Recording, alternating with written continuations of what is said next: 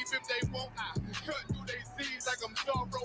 Pay me for his name, so I gotta keep that steel clutch. Trust me, I'm not what you think. I squeeze till it click like Georgia when the heels touch. The world got me dumb, I don't feel much.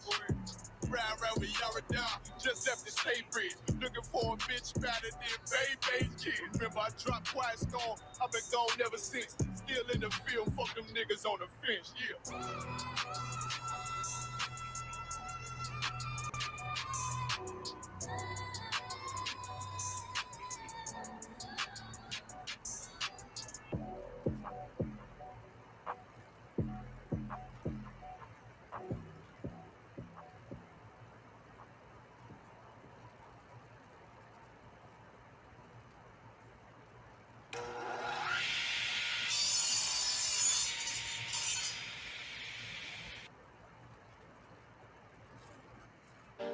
Hey, yo, Havana.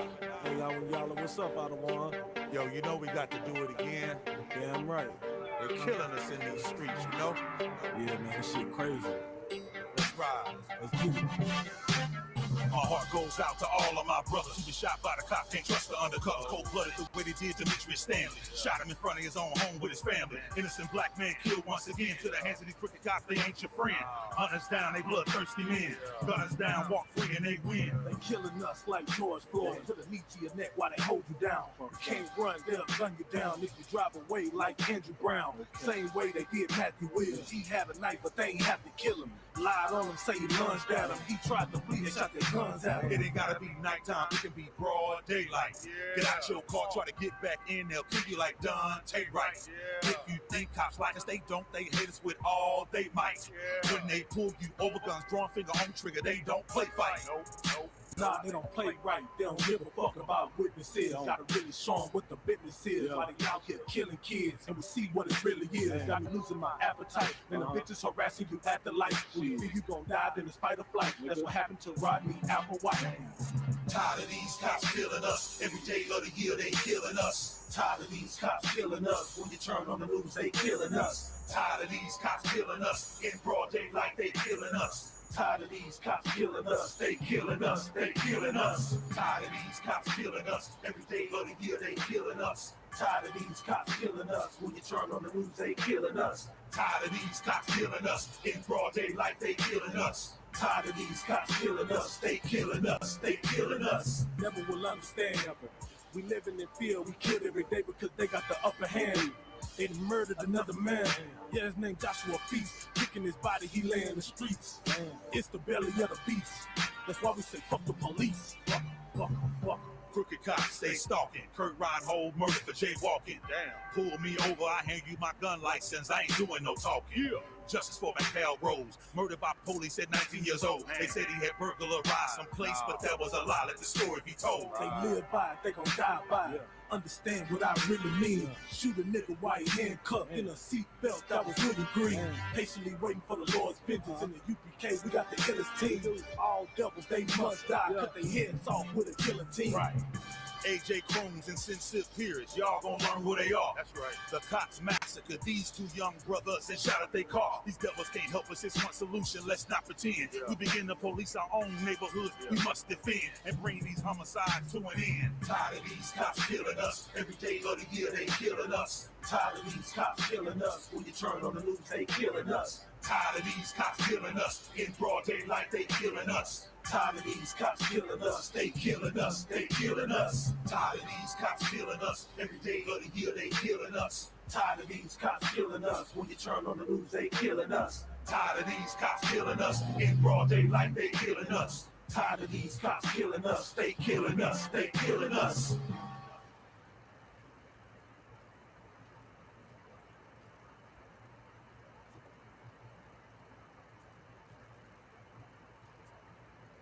Tired of these cops killing us, every day of the year they killing us. Tired of these cops killing us, when you turn on the news they killing us. Tired of these cops killing us, in broad daylight they killing us. Tired of these cops killing us, they killing us, they killing us. Tired of these cops killing us, every day of the year they killing us. Tired of these cops killing us, when you turn on the news they killing us. Tired of these cops killing us, in broad daylight they killing us. Tired of these cops killing us, they killing us, they killing us.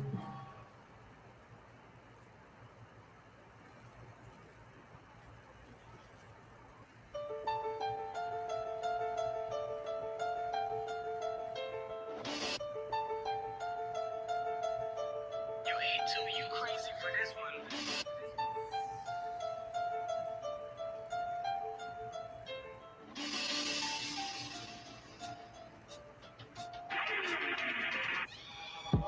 I walk, talk, breathe the shit, and I bleed it.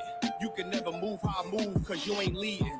Gotta be born with the greatness, you can't teach it. I see they trying to copy my style, so be it. I walk, talk, breathe the shit, and I bleed it. You can never move how I move, cause you ain't leading. Gotta be born with the greatness, you can't teach it. I see they trying to copy my style, so it's be it. Not checkers, I made a move, they all hate it. Know I'm the GOAT, I don't give a fuck who y'all graded. If I decide to take a break, I'm just doing y'all face, so let it go. Don't get a bitch nigga reincarnated. I face the east, I don't know what side y'all facing. Wear masks for what? I want y'all to see who y'all facing. Top of the food chain, I'm the one who y'all chasing. At the finish line, can't be the one who y'all racing. Wherever these shots land, it's gonna turn you to a small acre. Catch him home at work, it's gonna look like a dog ate him. Black mask, beam on a stick, turning a Darth Vader. Feeling like Brown in the chip, who your star player? Don't say it twice, I tell them to get their wave right. Just to shoot it with both hands, keep your stance tight. Control your people, nigga, don't get your man ice. Put it online, they gonna look up, gravesite. I walk, talk, breathe the shit, and I bleed it.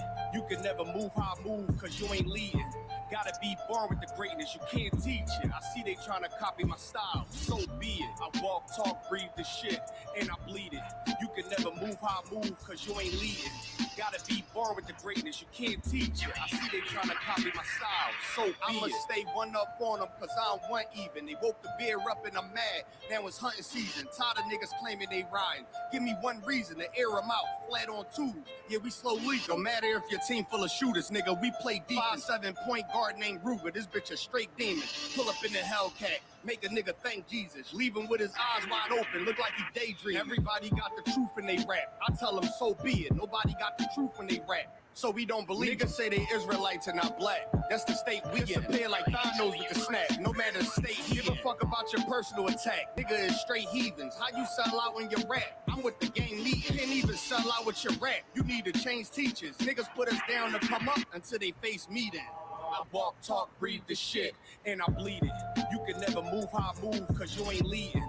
Gotta be born with the greatness, you can't teach it. I see they trying to copy my style, so be it. I walk, talk, breathe the shit, and I bleed it. You can never move how I move, cause you ain't leading. Gotta be born with the greatness, you can't teach it. I see they trying to copy my style, so be it.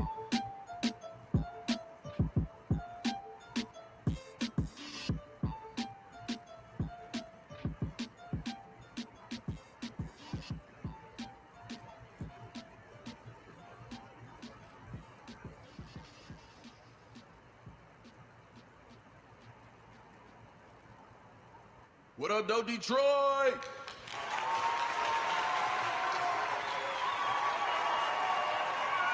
Who trying to what? I'm trying.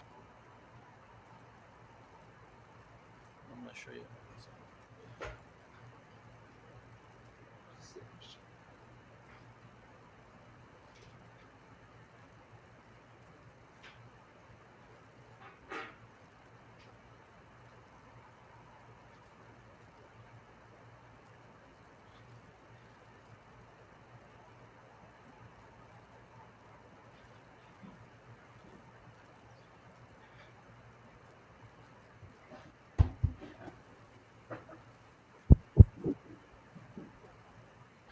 Shalom, y'all. Bashim Shukata, y'all. Shema Ate Bashim Yashaz. Peace of Captain Shema Wa holding down to Jim Mahayaman here.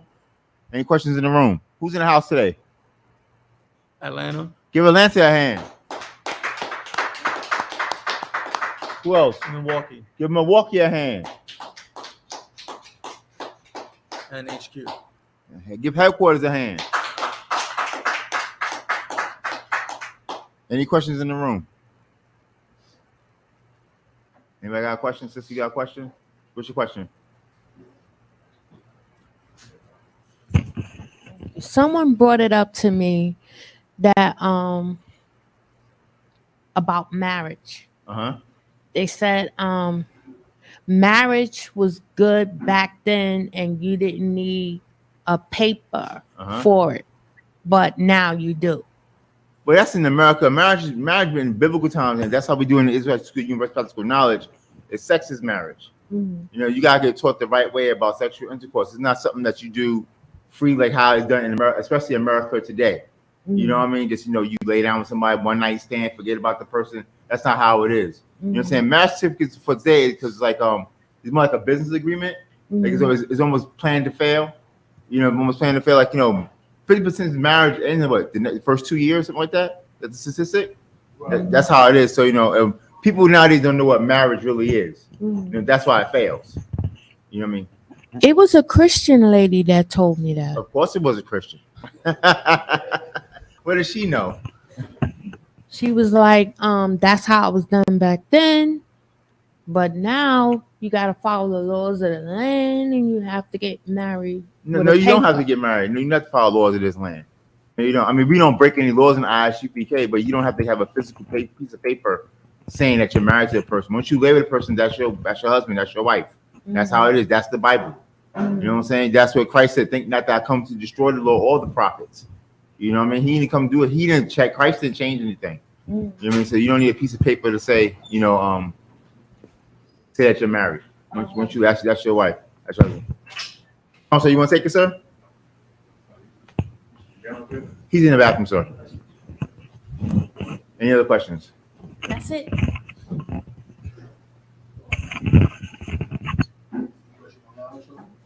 No. Yeah, he's in the bathroom. Too. No questions online? Milwaukee has a question. What's his question? You can read it? He's about to say it. No. Yep, he's on mute. You can take it.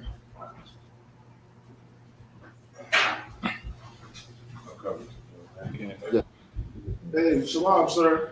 I have a question in Exodus chapter 21, verse 4.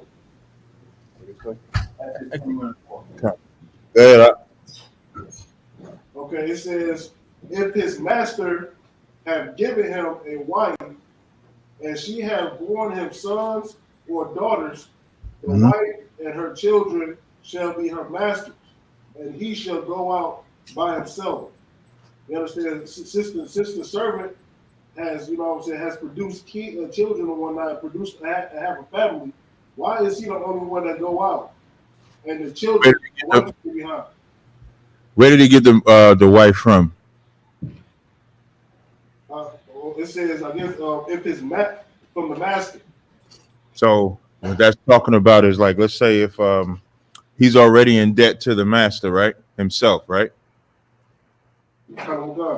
Who else is in debt? If the servant, I think the servant's in debt, and when the wife and the child be in debt, The wife is in debt, the wife, right? So the wife has to pay. The wife has to pay her debt too. That's what that's speaking about. When he can go, but if the wife still has a debt that she owes, she still would be a worker for him. No sweat. Any other questions? No questions online, Ashar? So we got another question in Milwaukee. Yeah, Con, go ahead out. Hey, Shalom, Captain Christ. Shalom, local. Y'all should get in the habit. Salaki. Y'all should get in the habit. If y'all head uncovered, y'all should just do the whole salute. You know, when you say Shalom, Lord Christ, that's when your head is covered. And it's supposed to be Shalom, Lord Christ, my head is covered. If your head is uncovered, let's do the proper salute that we was taught in the school. Yahweh Ba'Shem Yahweh Shabbarakatah. Yeah, I know that's normal protocol, right? Normal protocol is to give the salute in Hebrew. If your head is covered, we say Shalom, Lord Christ, or Shalom, Lord Christ be with you. That's protocol, right? All right, go ahead, brother. What's your question? So in Zephaniah chapter 11, it's 17 verses. I know this might be much to do an overview of that. The more specific points that I had in mind was You said Zephaniah what? Chapter 11. Zephaniah? You mean Zechariah? You mean Zechariah? Zephaniah only has, I think, 3 chapters. When I'm looking at Zephaniah, it has 3 chapters. You sure it's not Zechariah? So like, let me double check. Because Zechariah does have 17 verses, which I believe is what you Oh, so like it was Zechariah. Con. Zechariah 11. Mm-hmm. So there's a couple points I just want to get some clarity on, and I think that would end up clearing everything else up. Mainly Zephaniah 11 and 7. Okay. And 8.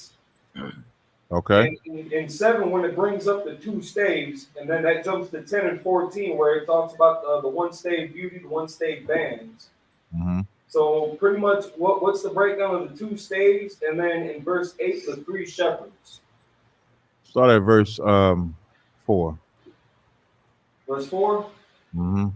Count. Zechariah chapter 11, verse 4. Thus saith the Lord my God, feed the flock of the slaughter. Mm-hmm.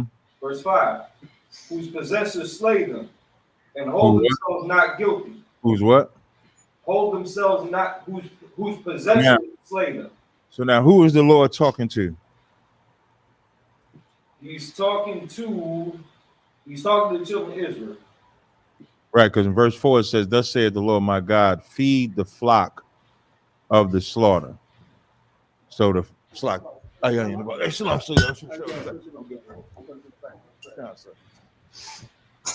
You might have to start at verse 1 to get the understanding of this. So when you read verse 4, it's saying feed the flock of the slaughter. So why is it saying feed the flock of the slaughter? Because we've been getting deprived, we've been getting put to slaughter. Right, and the flock is who? Israel. And they of the slaughter because they're getting slaughtered by who?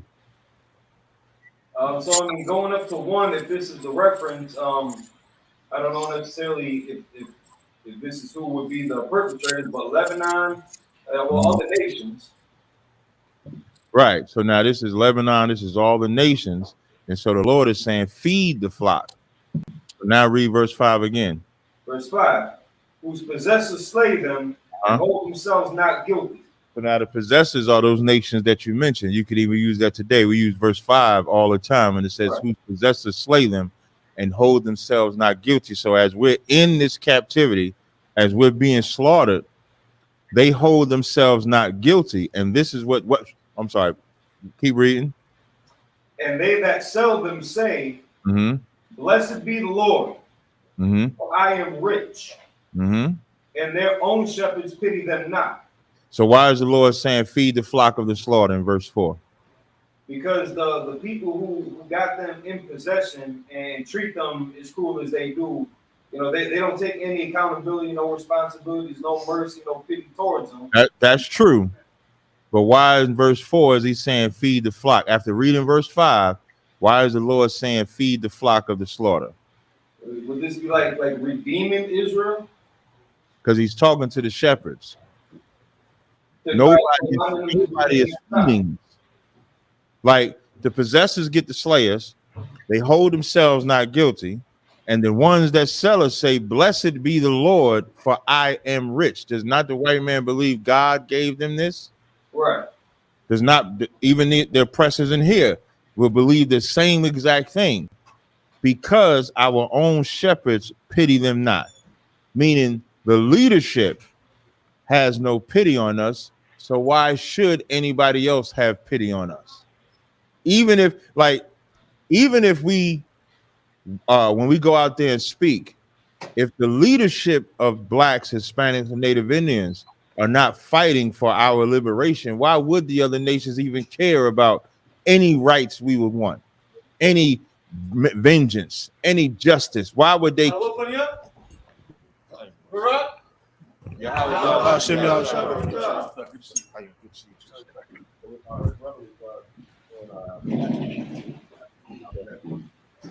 Cheers. We'll get another one. Clap it up. Let's get it on.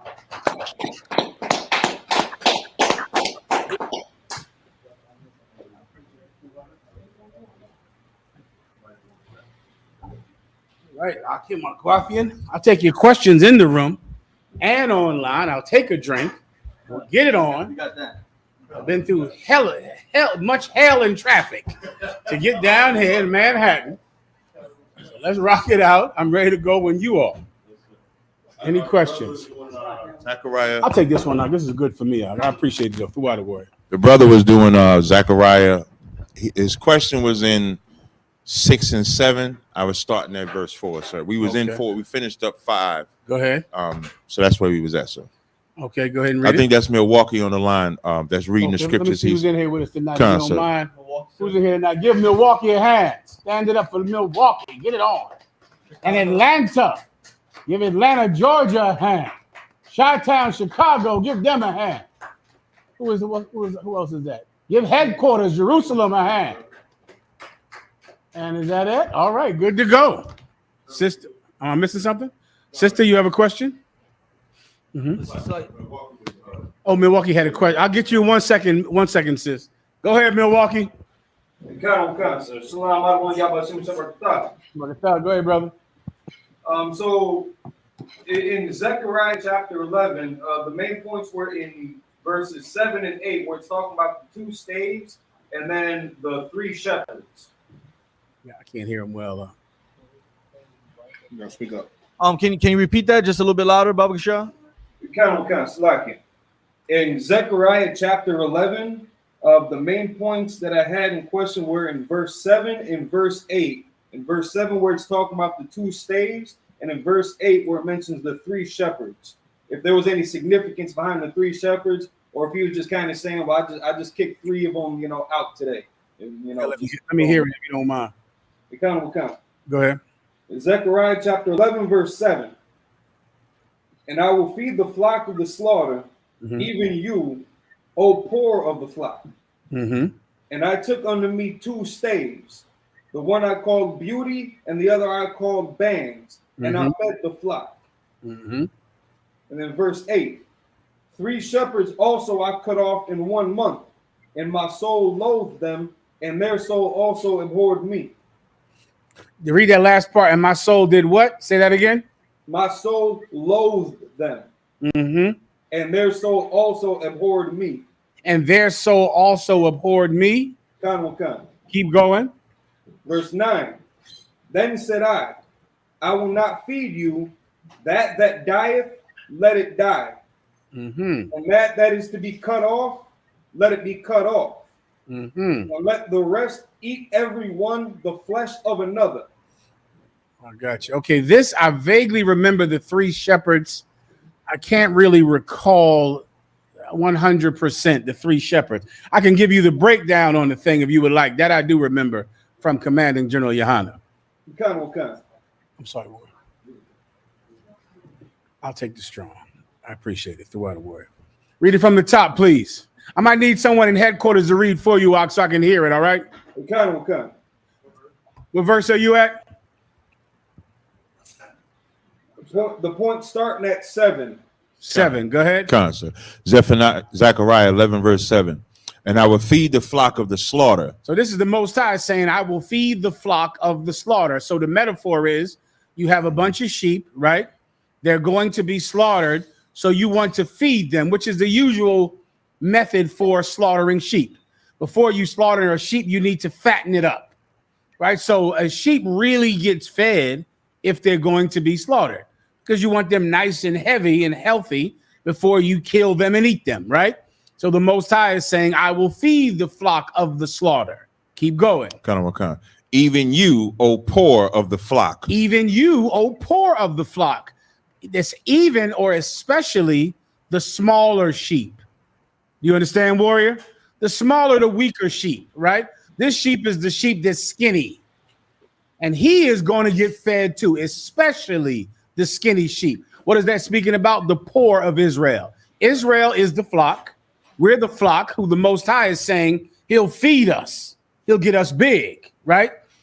Especially those of us who are the poorest, which is something that is lost in this society, in this earth, at this time because of who rules over us. Our oppressor is cruel. And we're going to go through some stories today that highlight the cruelty of our oppressor. If you're poor in this world, You should be the main one eating because you're the main one in need of food. But instead, in this world, the bigger the sheep, the more he eats. When a good shepherd wouldn't operate like that. A good shepherd would make sure that the poor of the flock, they would get the most food because they need it the most. And that's not how this world works. But it is how the Most High operates this land. The Most High said, especially the smaller sheep or the weaker sheep, which are the poorer people. Everyone understands. Concept. Keep going. And I took unto me 2 staves, the one I called beauty, and the other I called bands. So a staff, continuing the metaphor, and it's important to visualize it. It helps. So you got a shepherd, and he's feeding sheep. How do shepherds feed sheep? They take them out in the field. They take them out and graze them on grass. So to go take them out, you need that big shepherd stick.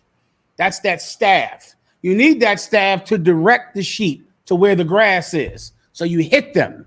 Sometimes they use dogs to herd them and push them where water is, or push them in the direction of rich, lush grass. So he needs these sticks to feed the sheep because he uses the stick to hit them and direct them to where the eating is plentiful. Everyone understands. Concept. Keep going. The one I call beauty and the other I call bands. The one he calls beauty and the other one he calls bands. What are those 2 sticks? They represent the two sticks that you need to direct the nation of Israel, who are a people of the northern kingdom and the southern kingdom, blacks and Hispanics. He takes 2 sticks to beat both of them. To beat them both. And beat them why? To beat them in the direction of good health. To beat them in the direction of having everything that they need, of having all the food, the land, the health care, the support that they need. But to get them to go in that direction, you got to whack them with that stick. Why? Because they're hard-headed. They want to go into the opposite direction where there's no grass, where the wolf lives. You use the stick to beat them and force them to go in the direction where there's health and safety. Everybody understands. That's what a shepherd needs. Come on, sister, go ahead. The water warrior. Tell the young brother where we at in the scriptures, please. Zechariah 11, the end of verse 7. Go ahead, sister. I have a situation. Okay. My daughter had a baby. December. 1 second, sis. If you don't know how to find them, give them a hand. Actually, tell them how to look through the Bible and the table of contents. Go ahead. My daughter had a baby. Your daughter has what? A baby. Okay. December 28th. Is this on topic, sister? No. Then be patient for one more second. I'm going to answer that question. Let me just finish up Milwaukee's question first, all right? Okay. No sweat. Go ahead. Yes, sir. Verse 8.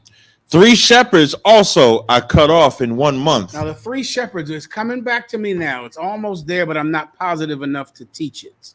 Come on. Keep going. And my soul loathed them. And I know this much. He hated those 3 shepherds. He couldn't stand them. He hated them. Now, remember, a shepherd is supposed to feed the flock. Right. He's supposed to beat the flock and force them in the direction that is safe and the direction that they can get best fed in. Right. Levi. If I may, sir, it's in connection with verse 4 where it says, or verse 5 where it says, their own shepherd pity them not. That's what it says in the earlier verse. That's correct. It absolutely is their shepherds, which the breakdown is slightly coming to me like it's their leaders, but I can't recall enough. Okay, like the leaders that they follow as opposed to following this prophet of God. Go ahead. Would you like me to read verse 5, sir? Please. Zechariah 11 and 5. Whose possessors slay them and hold themselves not guilty, and they that sell them say, blessed be the Lord, for I am rich, and their own shepherds pity them not. Yeah, that's their leaders then. Now, but I can't remember why there are 3. I just can't recall. A little bit coming to me is that what's that 3 we always discussed in the Bible? The Romans did it later with the red, white, and blue with the triarchy in Rome, and then before that it was the Assyrians, the Persians, and who am I missing? The Greeks. Okay, it could be that, but don't teach it yet because I can't recall. Maybe it'll come back to me before the class is over. All right. But the ones who they sell them to, that's the other nations, right? The ones who sell them are speaking about our leaders who sell us to the other nations. Do you understand? But they sell us without feeding us. They sell us without first getting us fat, without giving us enough food so we at least can be good to eat. They sell us skinny and weak. They sell us to the other nations, right? Who sells us? Our leaders, our shepherds. They sell us. Everybody understands. Those are precepts for this are in Matthew 23 and in Jeremiah 23. Keep going. Yes, sir. And their soul also abhorred me. Mm-hmm. Verse 9. Then said I will not feed you. If I could, sorry, yes, sir. I hate them and they hate me. Right. Christ is the good shepherd. Who hates Christ? Your pastor hates Jesus Christ. That's correct. A black man from the tribe of Judah. Your reverend, your Catholic priest, your bishop, your fake Israelite leader. They hate Jesus Christ. And he hates them right back. He hates them as well. They hate each other. Why? Because he wants to sell God's people to our oppressor. Sell God's people to the Moabites, to the so-called Asians and the so-called Arabs. He wants to sell the children of God to them skinny. He won't even feed them before he sells them. You would think before you sell out black people, you would make black people rich and healthy and prosperous before you sell them to our oppressor. Now, he sells us straight out of the projects and in the homeless shelters, sells us straight to the other nations to worship their God in our lowest state. You would think we'd all be in mansions, and then he'd go, well, now I'm ready to sell you to the white man. Nah, he'll sell you to the white man while your grandmother was in slavery, while you were starving to death with no schools and no health care. He gives you a white God to worship. Nah, the Lord said he would feed this flock, especially the weak of the flock. But he had to first cast out these other leaders, these pastors who you prefer to follow. Right. Keep going. That dieth, let it die. That dieth, let it die. What's going to die? Your leaders. That's right. They're going to die. Let it die. Let it die. Meaning what? Your philosophy, Christianity, that thing in your mind that keeps you a slave. Let it die. Let it go away. Let your traditions go away. I mean, you hold on to these stupid traditions as if they mean something. You would think Christmas was so holy the way you act if I tell you to stop celebrating Christmas. What in the hell is Christmas to you? Like, what basis does it have in your culture, Christmas? It holds no basis at all. You know for a fact it's not when Jesus Christ was born. You know that. And you know that Jesus Christ didn't look like that.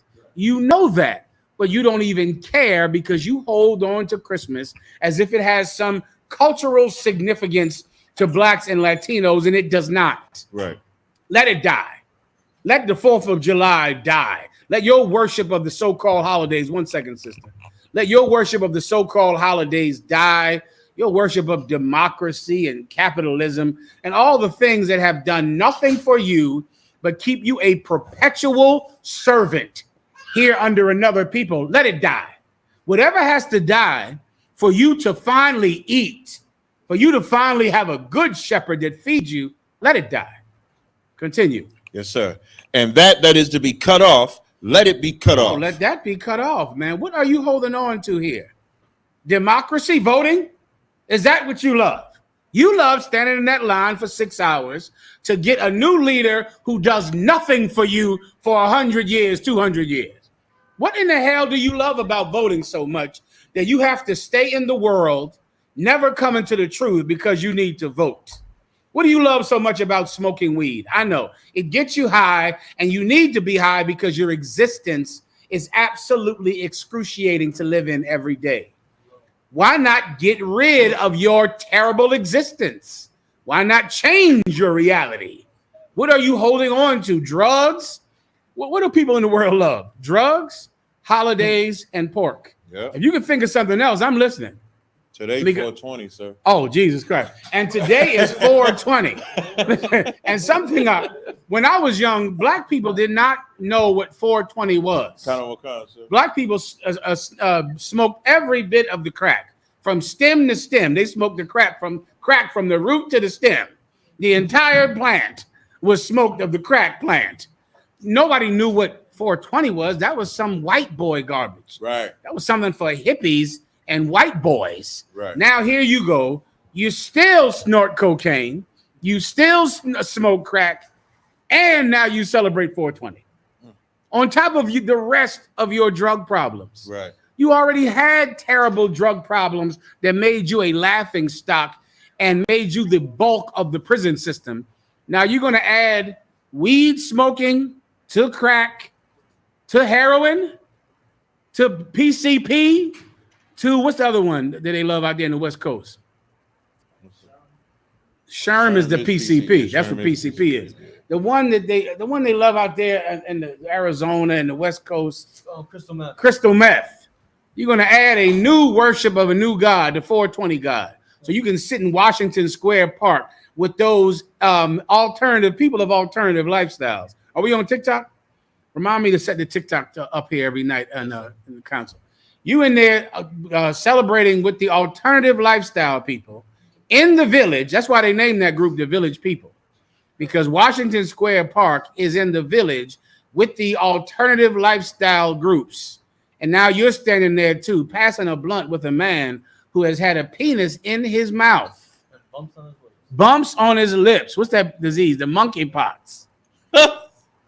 What are you holding on to? What do you love so much about being in the world? I got to go. Keep going. Yes, sir. Salaki. And let the rest eat every one the flesh of another. Mm-hmm. Verse 10. And I took my staff. Stop right there. Yes, sir. Salaki. And the rest of them eat each other. That's our state here. The rest of them starve so much until they just eat one another. Keep going. Yes, sir. Verse 10.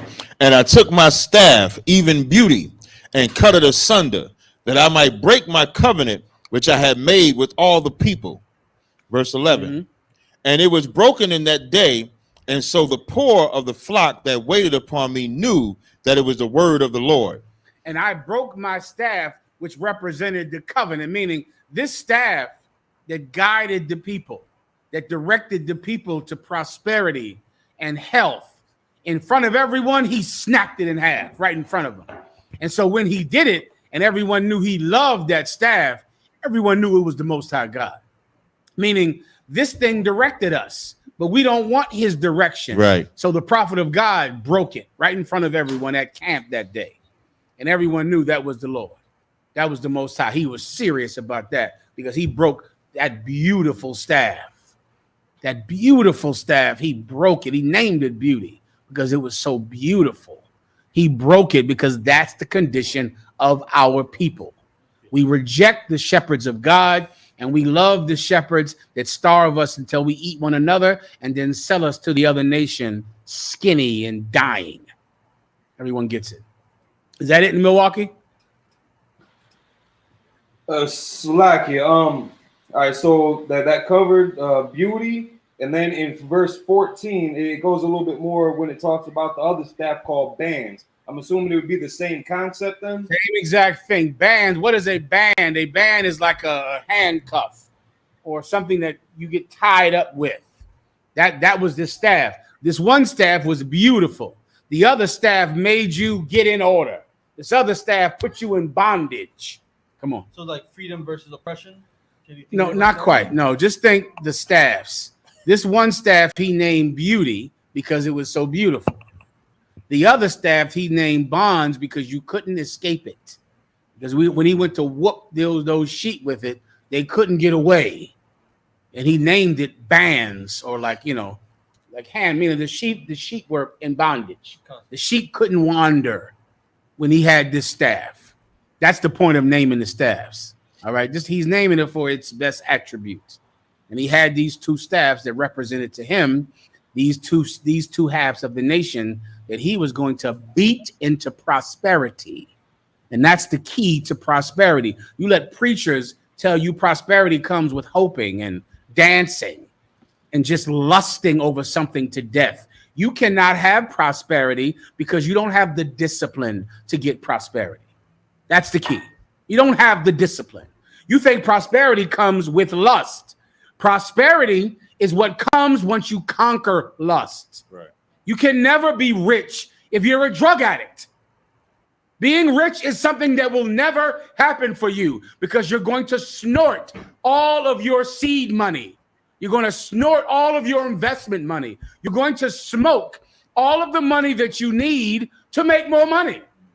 If you love being in a nightclub don't even go to nightclubs. So that's my speaking from the 90s. What do you love doing today? Sometimes I hear myself doing my 90s speaking. Right. And I try to switch it. y'all out here smoking all that crack? I go, wait a minute now. Wait a minute. Crack been gone for. What are y'all doing? You're doing something nasty. That's clear to me. What are y'all doing, sis? Go ahead. Is this the same question? You gotta wait. Wait until I'm done. I'm doing my 90s speaking. Let me finish. Anyway, y'all with that hip hop, that Run DMC, y'all better stop with all that gangster music and that NWA. Come on. We used to talk about brothers when we would say, y'all with them eraser heads, with them high top fades, your head's looking like erasers. What in the hell am I talking about now? What's the thing you waste your money on? Drugs, correct? Fentanyl, cocaine, all of your drugs that you need to get high with. Your 420 drugs. You're never going to have money. Never. You spend your money on lust, on faking Instagram photos. Whatever you got to spend to rent that Rolls Royce out to act like it's yours. And with whores. You're never going to have any money because of your lust for sluts and whores who you have to pay for. Sluts and whores cost money.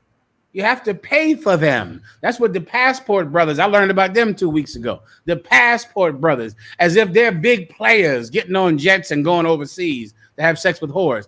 They're buying prostitutes. You're not a player because you buy prostitutes. You could not wash for 2 weeks and you can buy a prostitute and have sex with a woman. You don't need to go to the gym to buy a prostitute. You understand? You don't have to be handsome. You don't have to wash. You could just have the money and have sex with some Croatian slut because you have the money. Well, if you're buying prostitutes, you're never going to have any money. All right? You have to get in bands to have prosperity. You got to be forced. You have to conquer your lust and defeat your demons, and then you will trade your lust for a crown. That can happen for you. Everyone understands. Are we done here? Salaki, sir, if I could, 2 quick questions on 14. Go ahead. Could you equate the bands to discipline then? Absolutely. Come. And then just the end of it, that I might break the brotherhood between Judah and Israel. Here we go. That goes into the 2 staffs. You understand that, right? Come. That I might break the brotherhood between Judah. Read 1 verse above it and then read that verse. Come, verse 13. And the Lord said unto me, cast it unto the potter, a goodly price that was priced out of them. And I took the 30 pieces of silver and cast them to the potter in the house of the Lord. Mm-hmm. Verse 14. Then I cut asunder mine other staff, even bands, that I might break the brotherhood between Judah and Israel. Yeah, that's what happened, brother. The Most High cursed us out, just like he broke beauty, and now we don't have this beautiful direction. Right. This beautiful leadership. We want that ugly leadership that starves us to death. Then he broke bands so that Judah and Israel can no longer come together. They're no longer tied together. You understand? That's a curse from God that you're living in right now today. Because if this nation was unified, it would be so beautifully unified. We would be banded together and our brotherhood would be beautiful. But because we prefer shepherds who lead us into our own desire, our own lust, we're here starving to death like skinny sheep. Do you understand? So that answers it. The water. Give the sister the microphone. Give her a hand. Here it comes, sis. It's happening. Go ahead. I just want to make sure I'm not making a mistake. No problem. Okay, my daughter, she had a baby December 28th. How old is your daughter? She's 34. Okay. How do you have a 34-year-old daughter? This is a young-looking sister. Give her a hand. Look how young she looks. Look at her. I thought you were 30. Go ahead, sis. Okay. And then she had like a baby shower. Mhm. She had like a gender reveal. Right. And now she want to do a christening. She want me christening? Right. She I got want you. me to go there. I got you. But I want to hear from you if you think it's a good idea to do that. A christening is unlawful. Okay. Right. Now, if she's talking about an actual christening, is where they get baptized. No, where the child gets baptized. Where the child gets water put on their head by a child molester, and then Right. they give the child a new name. Right. That's a religious ceremony. Right. Is she Catholic? No, she Baptist. Baptist, they must do it too as a baby. Yeah. That's unlawful. That's the worship of another god. A baby shower is lawful. Mhm. A baby shower has no religious connotation. It has no roots in any religion. It's just showering the mother with gifts. Mhm. It really is a practice that poor people during the time of the 20s began to come up with because mothers didn't have anything. Right. So since they were poor, people came together in the villages and in the towns to shower her with gifts. Rich people did not have baby showers. Rich people, they had things already. Come on, Warrior. I'll take you. So a baby shower is lawful. What's the other thing you said she did? She did a gender reveal. A gender reveal is something that's 10 years old or something. That's new. I never even heard of a gender reveal until a few years ago. That's an internet thing. That is also lawful. It has no roots in any religious practice in any way. It's just something for your Instagram page. But a christening is old. A christening is from the 1700s. So how do I tell her that I cannot participate in the christening? Does your daughter know that you're in the truth? Yes, she does. Does she know you don't celebrate Christmas? Yes, she does. She know you don't celebrate Halloween, Thanksgiving. She knows you come to class. She knows that you celebrate the Passover. She says she don't want to do it. She don't want to do it. So what did she tell you? Did you ask her to come to the Passover? I asked her to come to everything. She said she won't do it. She said she won't do it. Right. What was your question you wanted me to answer just now? Did I? You said, what should I or how should I? Right. How should I tell her? Tell her you're not going to do it. Got it. Okay. Right? That's all. Okay. Just say, when she says, say, I'm not going to do it. Right. That's what you tell her. Say, you can do it, but I'm not going to do it. Mhm. Tell that to her. Right. Do you see how? And that's a good lesson for all of us. These Christians, they're a hate group. Right. And they pressure you to force you into their religion. We don't force people into our belief. We tell people, come to class, come to the Passover. Even though you raised her and brought her up and she couldn't survive without you. You know what she told you? You can do it, but I ain't doing it. And then now it's time when she wants you to come and watch her sacrifice her baby to Satan. You don't know what to say to not go. Because you are kind and she is cruel. And here's what you don't know. I wouldn't let your daughter in here anyway. If you tried to bring her in here, I would have the guard stop her at the door because I don't want cruel people to come into this school. I want people like you in here. You understand? Yes. Just tell her no. Tell her you're not doing it. Okay. Any other questions? Come on. Just to piggyback off of what she's saying, normally, from my understanding, at christenings, they might have like a godmother or godfather there. Yeah. Is that lawful, having a godfather? No, it's not lawful to have a godmother and a godfather. It's part of the christening process. Okay. The christening process is you have a mother and a father who had the baby. Then you have a godmother and a godfather who are going to now raise the Christian. So they're going to be the ones to make sure that the baby comes up a good Christian. You understand? And that's why they're your godmother and your godfather, because they're responsible to make sure that you are a good Christian, the Water Warrior, and you follow the white Jesus in the right way. They're your godmother and your godfather. In the truth, we don't have godmothers and godfathers. We don't do that. You know what we have? Good parents. Good parents that discipline their children. That's what we have. All right. No problem. Go ahead. See if the young brother needs some help in the bathroom. He might have been in there a little long. Come on, sir. Go ahead. For water? Chicago has a question, sir. Mm-hmm. Chicago.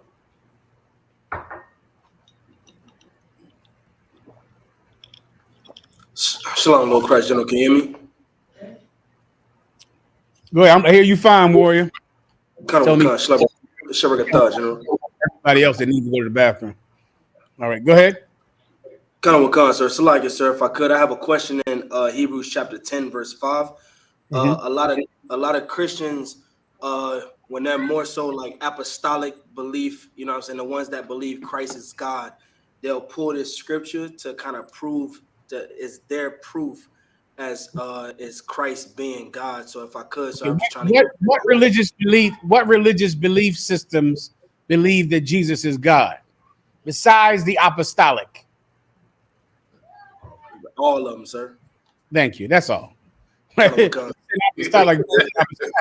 everyone does, but the command in general, Your Honor. We stand up. But every Catholic child molester believes that Jesus is God. Every Baptist Ku Klux Klan member believes that Jesus is God. Every last one of them. So this is just you're battling just any old Christian. You understand, Ak?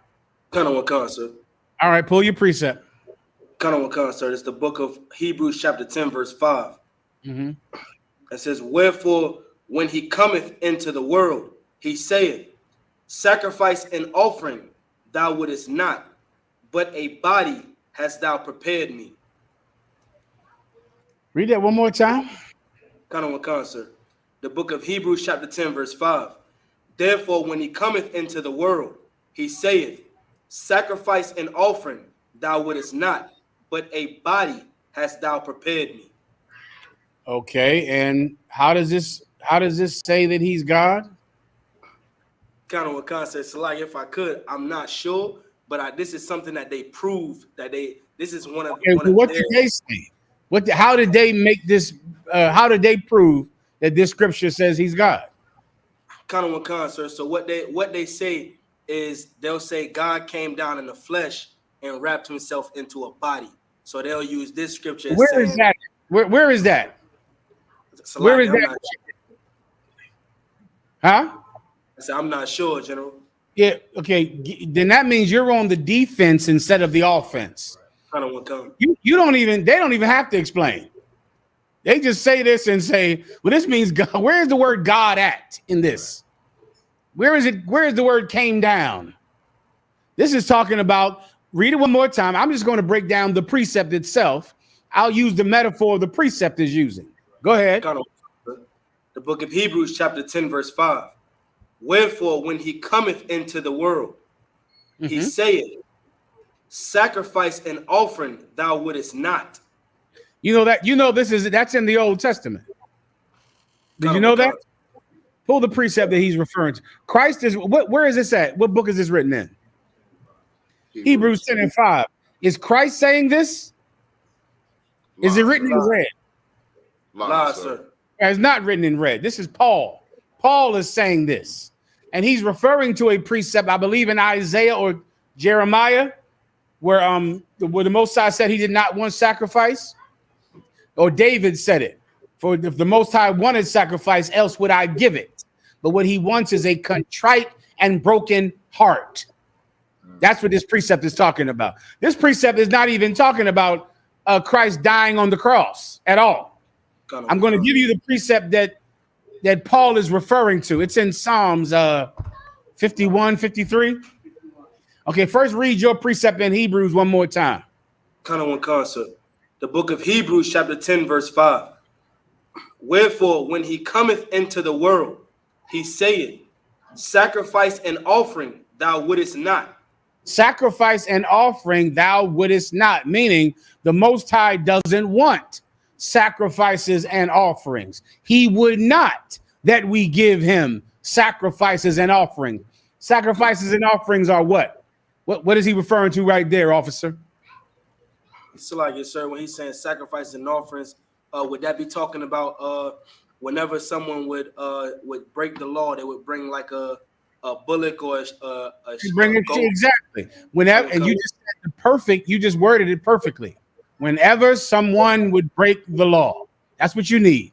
Whenever someone would break the law, they would give a beautiful bull, young bull, 1 year old, no older, perfect bull without blemish. They'd give, a lamb, perfect goat without blemish, without sickness, perfect, not spotted, just pure wool, one color, excellent for trade, excellent for stock. They'd have to take that and kill it and give it to the priest. The priest, in many cases, would just burn it. That's it. Take your money and burn it. Take your best livestock and burn it right in front of you. He doesn't want that. That's not what he wants. Keep going. Sir. But a body hast thou prepared me. But a what? But a body hast thou prepared me. But a body hast thou prepared me. Keep going. Verse 6. In burnt offerings and sacrifices for sin, thou hast had no pleasure. He has no pleasure in burnt offerings and sacrifices for sin. This is in the Old Testament. Keep going. Then said I, lo, I come in the volume of the book. Hold up, brother. Hold up. If he doesn't want your sacrifices that you give after you sin, and he doesn't want your burnt offerings that you give because you sin, what does he want? Officer? Salakia, sir, he wants you to obey the law. He wants you to not sin. That's the way you heard it when you're in a battle. He doesn't, you understand? He doesn't, the police, if the police were actually doing their job, which I would pray that some good Black and Latino police officers would do, they shouldn't want your money for speeding. They shouldn't want you to pay these fines for drunk driving. They shouldn't want you to pay these fines because you speed on a block that's next to a school or next to a daycare center. They should want you to drive at a safe speed. They should want you not to drive drunk. That's supposed to be the point of fines, not to just collect money from the people. That's what fines have become in America, just a way to rob the people of their money. But the real point of instituting a fine is to influence good behavior and to discourage dangerous behavior. The Most High doesn't need your sheep. He makes the sheep. Every sheep on every hill belongs to him. That's in the Bible. He doesn't need your sheep. He's taking your sheep to get you to stop doing dangerous behavior. That's why he's saying he doesn't want it. Now, what's the body he prepared for you? He killed Jesus Christ in your name. That's what he did. He killed Jesus Christ in your name. And afterwards, you have to live in the name of Jesus Christ because he killed him for you. Now, your life afterwards, you live for him. After he died for you, you're the body he prepared. You're the body. And I'll prove it, of course. Precept. First, I want the one in Psalms. Let the officer read it out there. What city are you in? Salakia, sir, in Chicago, sir. Give Chicago a hand. Give me the precept. Psalm 51 and 17. And give me present each one of you a living sacrifice. That's what you need. Give me living sacrifice. First, you're going to go to where again? Psalms 51 and 17, sir. Chicago, read that. Psalms 51 and 17. Khan, sir. The book of Psalms, chapter 51, verse 17. The sacrifices of the Most High. Above it. 2 verses. Khan, sir. The book of Psalms, chapter 51, verse 15. O Lord, open thou my lips and my mouth. Down one verse. Khan, sir. Verse 16. For thou desirest not sacrifice. You remember that, right? Khan, sir. That's what Paul was referring to. Thou desirest not sacrifice. And remember, this is in the Old Testament, not the New Testament. In the Old Testament, he didn't want sacrifice. Before Jesus Christ, Before Jesus Christ was born, he did not want sacrifices. He never did. He never did. Read it again. Sir. For thou desirest not sacrifice. Go ahead. Else would I give it. If he wanted sacrifice, I'd give it to him. I have no problem, like many of you. You don't care about paying a ticket. You'll just keep committing the crime. You don't care about doing jail time. Forget about that. That means nothing to you. I remember back in the 90s, Zayyak, I know you remember this. When they thought that giving people, we used to call them a football jersey time. You remember that term? That's a terrible number. Football time, which meant they gave you the amount of time on a football jersey. They gave you 25, 23, 50, 53. And they were just giving out football time to everybody. And then you know what they thought? They thought that would stop crime. What they didn't know is brothers will just take the time. That they don't care about that, huh? And now you have crime that is worse than ever, right? Because none of that matters. People will just give you the money for the ticket. They'll just go to jail. That means that didn't stop sin. That also is about 5 more precepts I could give you if you need them. That didn't conquer sin. That didn't do anything. That did not fight evil. That did not resist evil, taking everyone's livestock. And it never was supposed to. That wasn't the point. The point was, hopefully you want to keep your livestock because you don't want to be poor. Come to find out, you're fine with being poor. Your leaders tell you that, you don't have to have anything. You can just have your lust and be poor and suffer and be a drug addict, and you're fine with that. You don't need to have your own home, your own car. Why? Because you have a mommy to take care of you, a grandmother who is not a drug addict. So you can be a drug addict. Like your daughter has you. So she doesn't have to get her life together because you have you. Do you watch those children for her? Good. Good. Give her a hand. Damn that. You too young for that. You too young and beautiful to be watching kids. Yeah. Because you have a grandmother, you can go whore out of both draw legs. Because your grandmother, she's not a whore. She's not on drugs.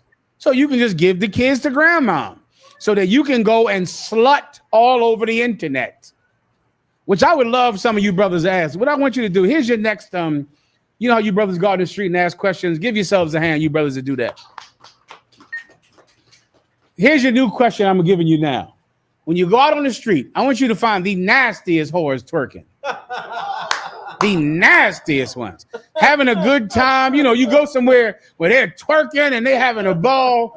And you say, excuse me, sister. You could even say, oh, sister, you beautiful, beautiful woman. Can I ask you a question? She's going to think you're trying to, come on to her. You say, shalom, sis, how you doing? What's your name? My name is, Cindy. I'm out here. I like to have a good time. No problem. Cindy, how many children do you have? Do that. That's all. Just say, how many children do you have? And watch her go, yeah, I'm Cindy. Here's my breast. Here's my ass. How many children do you have? 4. 4 children. Yeah. I have 4. What are your children's names? Where are your children at tonight? Let's see. Let's do that. What do you want to title it? I don't really think about that. That's a good question. I don't know. Something about mothers. Work on that. y'all brainstorm on that one, Tazar. Y'all come together and. All right, that's the one. that's the one they want. They want in on that one. So I'm sorry, Levi. Go ahead. I was gonna say, so the perfect mother. The perfect mother. I like that too. Brainstorm on it, but that's a good one. I like that. That's a good one. So the point is, you don't ever care about what you have to lose. Who cares? The Most High God doesn't want you to lose anything. He wants you to stop committing the sin. That's what he wants. Read it again, Chicago. Sir. Book of Psalms, chapter 55, verse 16. For thou desirest not sacrifice, else would I give it. Mm-hmm. Thou desirest not in burnt offering. He doesn't want a burnt offering. Doesn't that sound familiar, Chicago? He doesn't want a burnt offering. Keep going. The sacrifices of the Most High. Read that again. The sacrifices of the Most High. Read that again. The sacrifices of the Most High. Keep going.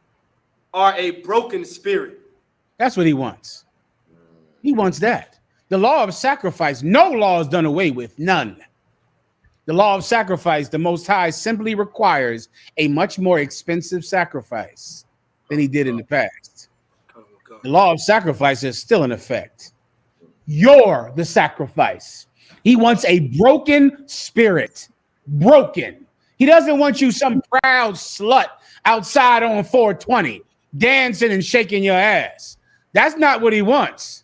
He wants you sad because you have children, and having children has changed or matured you none at all. It did nothing to mature you. You're going to have children, and it will absolutely change nothing about your maturity. Nothing. It won't make you a better person, which is what it's supposed to do. Even in a goddamn dog, a pit bull that has a maternal instinct. A pit bull sits and suckles its pups. A pit bull decides now I have to, be with my pups and rear them and train them and make sure they're healthy. You're such a nasty bitch that having a child does nothing to mature you in any way. You slap Similac in its mouth and put it in the arms of your mother. And then you head right back out to the street. You are even the sea monsters give suck. How cruel are the daughter of my people. Most High wants you to take care of your children. That's what he wants. He wants you to be a parent. So at the end, if you're a parent, then I could get into the gym more, as opposed to re-raising your children that you absolutely ruined. Katiza. Microphone, Salarki. It's like I said, that same scripture when it talks about even the sea monsters giving suck. What was interesting is when you keep reading, it condemns whoredom and then homosexuality. It's like alternative lifestyles at the same time, which I just think is interesting that they go hand in hand together, both of those lifestyles. They absolutely go hand in hand now, because you know what the problem with children is? It's the same thing that is the beauty of having a child. Having a child requires you to go through inconveniences for someone else. And that is the root of love. The root of love is suffering, is being able to suffer for someone else. So now you have this baby that is designed to inspire sympathy. The big eyes, how little they are, how they cry and need you. Babies are designed to inspire sympathy in adults. And yet you have a baby with big eyes and crying, and they need you. And you still don't sit home and breastfeed that child because you have to get in the streets. And breastfeeding is so important. Why? Because no one else can do it but you. You understand? You actually have to stay home. You actually can't go out. You actually can't go out with your friends. You actually cannot do it, because for you to breastfeed, you have to be there. You have to be with the child, but you can't be with the child because your friends are going to spring break, or your friends are going down to something to have fun in Atlanta, to slut out of dirty draws, all in Atlanta. So because of that, you have to do what? You say something, sis? Thank you, Freak Nick. Give her a hand. How'd I forget? I forgot Freak Nick, the water, sis. Freak Nick. You're at Freak Nick. You can't be in the house with a child. That child is tying you down, cramping your style. You can't do it. You can't. It does the same thing for men. If you're a man and you become a father, it's supposed to mature you. It's supposed to go, damn, I was, in the streets and fighting in clubs and arguing with people and shooting people. But damn, I got a son now. Hold up now. I got to try to cool out. I got to try to be an example for this young lad. I can't be a crazy nigga in the streets anymore. It's supposed to mature everybody. It doesn't matter. You can have 10 children. You're still in the streets shooting people. It just doesn't matter to you at all because it's fun. And you need to have fun. Well, children require you to inconvenience yourself. And it'll be a test because you'll see how you won't be inconvenienced even for a child. Even for a child, you will never suffer an inconvenience ever. And because of that, you can't love anybody. And so don't be surprised when no one loves you. You understand? And you understand. Give me the living sacrifice or present themselves a sacrifice. Khan, sir. Salaki, sir. Would it be in Romans chapter 12, verse 1? Is that right, Captain? Go ahead. Khan. I beseech you, therefore, brethren, by the mercies of the Most High, that ye present your bodies a living sacrifice. Present whose bodies? That you present your bodies. Present the body of Jesus. Your bodies. Present the body of our Lord and Savior Jesus Christ, who died on Calvary's cross. Your bodies. Oh, this is talking about me, not Jesus. Oh, then that makes more sense. Because the sacrifice Jesus made did nothing for you child molesters in that Christian church. Right. He could have killed himself 10 times. He could have went on 10 crosses and died 10 times. It didn't stop you from sucking all the penis in the world. But if you sacrifice yourself, oh, there's great change in that. Oh, there's tremendous change. The sacrifice of Jesus Christ did nothing to the cruel and unbelieving. Nothing. It meant literally nothing. He died in vain because of you and your conduct. But to the believers, we join him in death. We join him in his sepulcher. We go into the grave with him, Chicago. You understand, right? And for your apostolic cat, listen, Christ could have died every Tuesday. Christ could just drop dead, die every Tuesday. It would mean nothing to him. It wouldn't change him he wouldn't give up bacon if Christ died once a week. He wouldn't give up being an LGBT member if Christ died twice every Wednesday. It means nothing to anybody at all unless you believe and you're willing to die alongside of him. Damn right. Read that again and read it till the point is done. Again. The book of Romans, chapter 12, verse 1. I beseech you, therefore, brethren, by the mercies of the Most High, that ye present your bodies a living sacrifice, holy, acceptable unto the Most High, which is your reasonable service. Brother, the Most High wants you to be holy. What does holy mean, Chicago? It means to be separate, sir. Separate from christenings, separate from Christmas, separate from drugs, separate from wickedness and evil and lust. Separate. Those things are for the common folk. That's not for you. You're better than them. You're separate from them. Holy. Keep reading. And be not conformed to this world. And don't be conformed to this world. Why do I have to break this down? You don't know what that means? What does the world do? The world gets christened. That's what the world does. Every member of the mafia was christened. Every last one. Show me the christening in the movie The Godfather. Apolestada and Santos Cristo, Santos this, Michael, do you renounce Satan? That's General Yohana's movie. Give him a hand. The Godfather. I could damn near quote The Godfather because he knows The Godfather. That Michael Corleone was christened. Every member of the mafia was christened. Sorry. Come on. You really want it? Yeah, of course I do. Right here. You got it already, huh? Go ahead.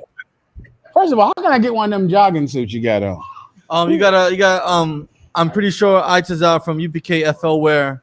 Do they make them in size gigantic? Itazar is very creative and he'll most likely be able to get it. It's hard for me to find that. Go ahead. Concert. Go ahead. Go ahead and play it. Yes, sir. Michael Francis Ritchie, do you renounce Satan?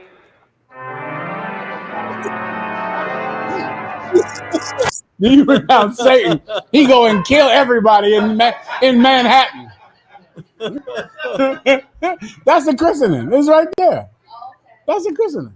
That's the baby. Wait, this is the longest one you have. No, there's the shortest one I found.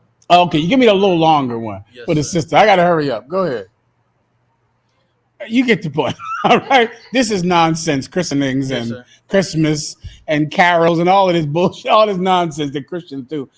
Christ could die once a day. It changes nothing about anyone's life if you don't change, if you don't die. You get the point. All right, Chicago, you understand, right? Kind of one con, the water general. One more time, Warrior.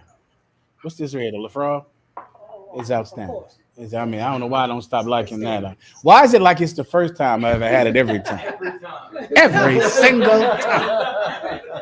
You know we're going to the UK. Lord, give the Most High a hand. Because I'm going to see how they make this here. I'm going to put on a smock or a lab coat and figure out exactly how in the hell this is done. I hope it ain't no fentanyl in that. Is it fentanyl in that scotch? Okay, now don't be giving me that fentanyl. That's unlawful. Thank you. That's unlawful. Go ahead. Is there an itinerary yet for the UK? Not yet. Commandant General Yohana is diligently working on the UK trip. He's on top of it, him and the Benjamites over there in the UK and the Benjamites in America. It's a whole Benjamite conference on this UK trip. All of Benjamin is together on this. They in one mind with two fingers in the air like this. There's a ton of this. But every Benjamite, every Benjamite is working on this trip to the UK. I'm out of it. I don't know nothing about it, but the Benjamites are on it. Give them a hand. If I may, maybe we can catch a football game. Shit, listen, come on, Asher, tell them. Tell these Benjamites. Let them know what your plans are. Let them know. Go ahead. Here's the clip you wanted, sir. Mm-hmm.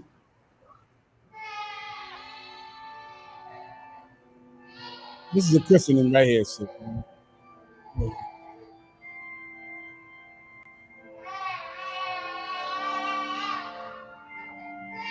There's the parents, and he's the godfather. A lot of movies called the Godfather, right?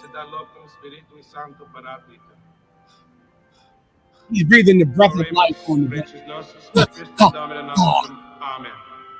Michael, Crucis Domine impressiones signatum, or the magnitudinous gloria tua rudimentum servans, per custodia mandatorum tuorum, ad regenerationis gloriam pervenire at the same time, he's plotting about requiendum church. Christum Dominum nostrum. Right, go ahead.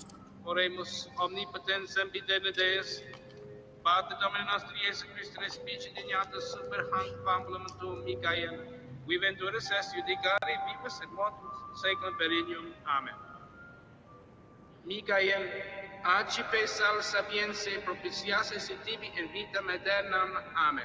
That's the crumb. Deus omnipotens Pater Domini nostri Iesu Christi, we de regenerabile sacque spiritus rubs them up on the baby. with the tibi remission omni peccatorum, iste liniat Chrisma te salutis, neotum Christo Iesu Domini nostrum, vitam aeternam. Amen. He's speaking Latin. Ego te linionia salutis in Christo Iesu Domini nostrum, rabias vitam aeternam. Amen. His finger dipped in holy water. Water the Pope has done like this. Makes water holy. Puts it on. Catholicam sanctorum communionem remissionem peccatorum, garnes resurrectionem et vitam aeternam. Credo. Exorcisite mundi spiritus in nomine Patris, et Filii, et Spiritus Sancti. It's in the Father, the Son, and Holy Spirit. Go ahead. Is hierim tibi impere maledictum damna. Effeta quores ad aperire, et donos suavitatis, tuatum effugar diabli apopum guavereum judicium Dei. Michael, do you believe in God, the Father Almighty, He's the Godfather. Michael, do you believe in God the Father? I do. Do you believe God in the Jesus Father, Holy Christ, His Spirit. only Son, our Lord? I do. Do you believe in the Holy Ghost, the Holy Catholic Church? I do. I do. Pater noster qui es in caelis, sanctificetur nomen tuum, Adveniat regnum tua, fiat voluntas tua sicur in cielo et in terra. Panem nostrum quotidianum da nobis hodie, et dimitte nobis debita nostra, sicur in nos dimitibus debitoribus nostris, et ne nos inducas in tentationem, sed libera nos a malo. Amen. Michael, ingredere in templum Dei, ut habeas patem cum Christo in vitam aeternam. Amen. Credo in Deo Pater omnipotentem, creatorem caeli et terra, et in Iesum Christum Filii eius unigenitum Dominum nostrum, qui conceptus est de Spiritus Sancto, natus ex Maria Virgine, passus sub Pontius Pilatus, crucifixus mortus et sepultus, descendere ad inferos, tertia die resurrexere ad mortis, ascendere a caelus, sedere ad extra Dei Patris omnipotentem, inde venturis est judicare vivus et mortus. Credo in Spiritus Sancto, Sanctam Ecclesiam Catholicam, Sanctorum Communionem, Remissionem Peccatorum, Canus Resurrectionem, Vitam Aeternam. Amen. Michael Francis Ritchie, do you renounce Satan? I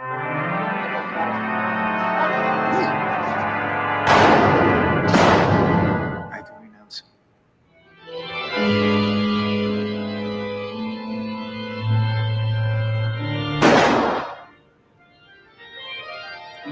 And all his works?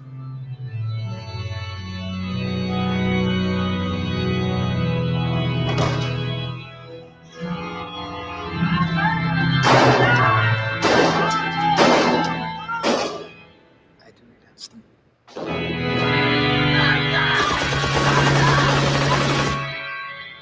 And all his promises? I do renounce them.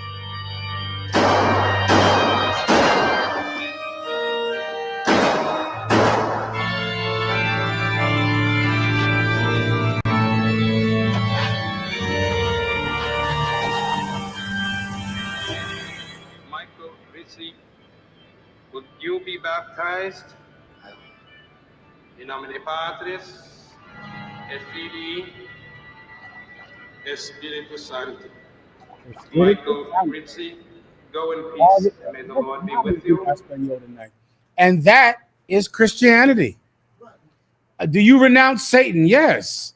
Do you believe in the Father, the Son, and the Holy Spirit? Yes. Do you believe in God the Father and God the Son? Of course I do. Do you renounce Satan and all his works? Yes. And he murders 9 people. In the Israelite school of UPK, we do not believe in God the Father, God the Son, and the Holy Spirit. Right. We don't believe in that. We do not believe in the Trinity. We do not believe that Jesus is God. We do not believe in that. And we don't murder people either. You understand, right? Benjamin.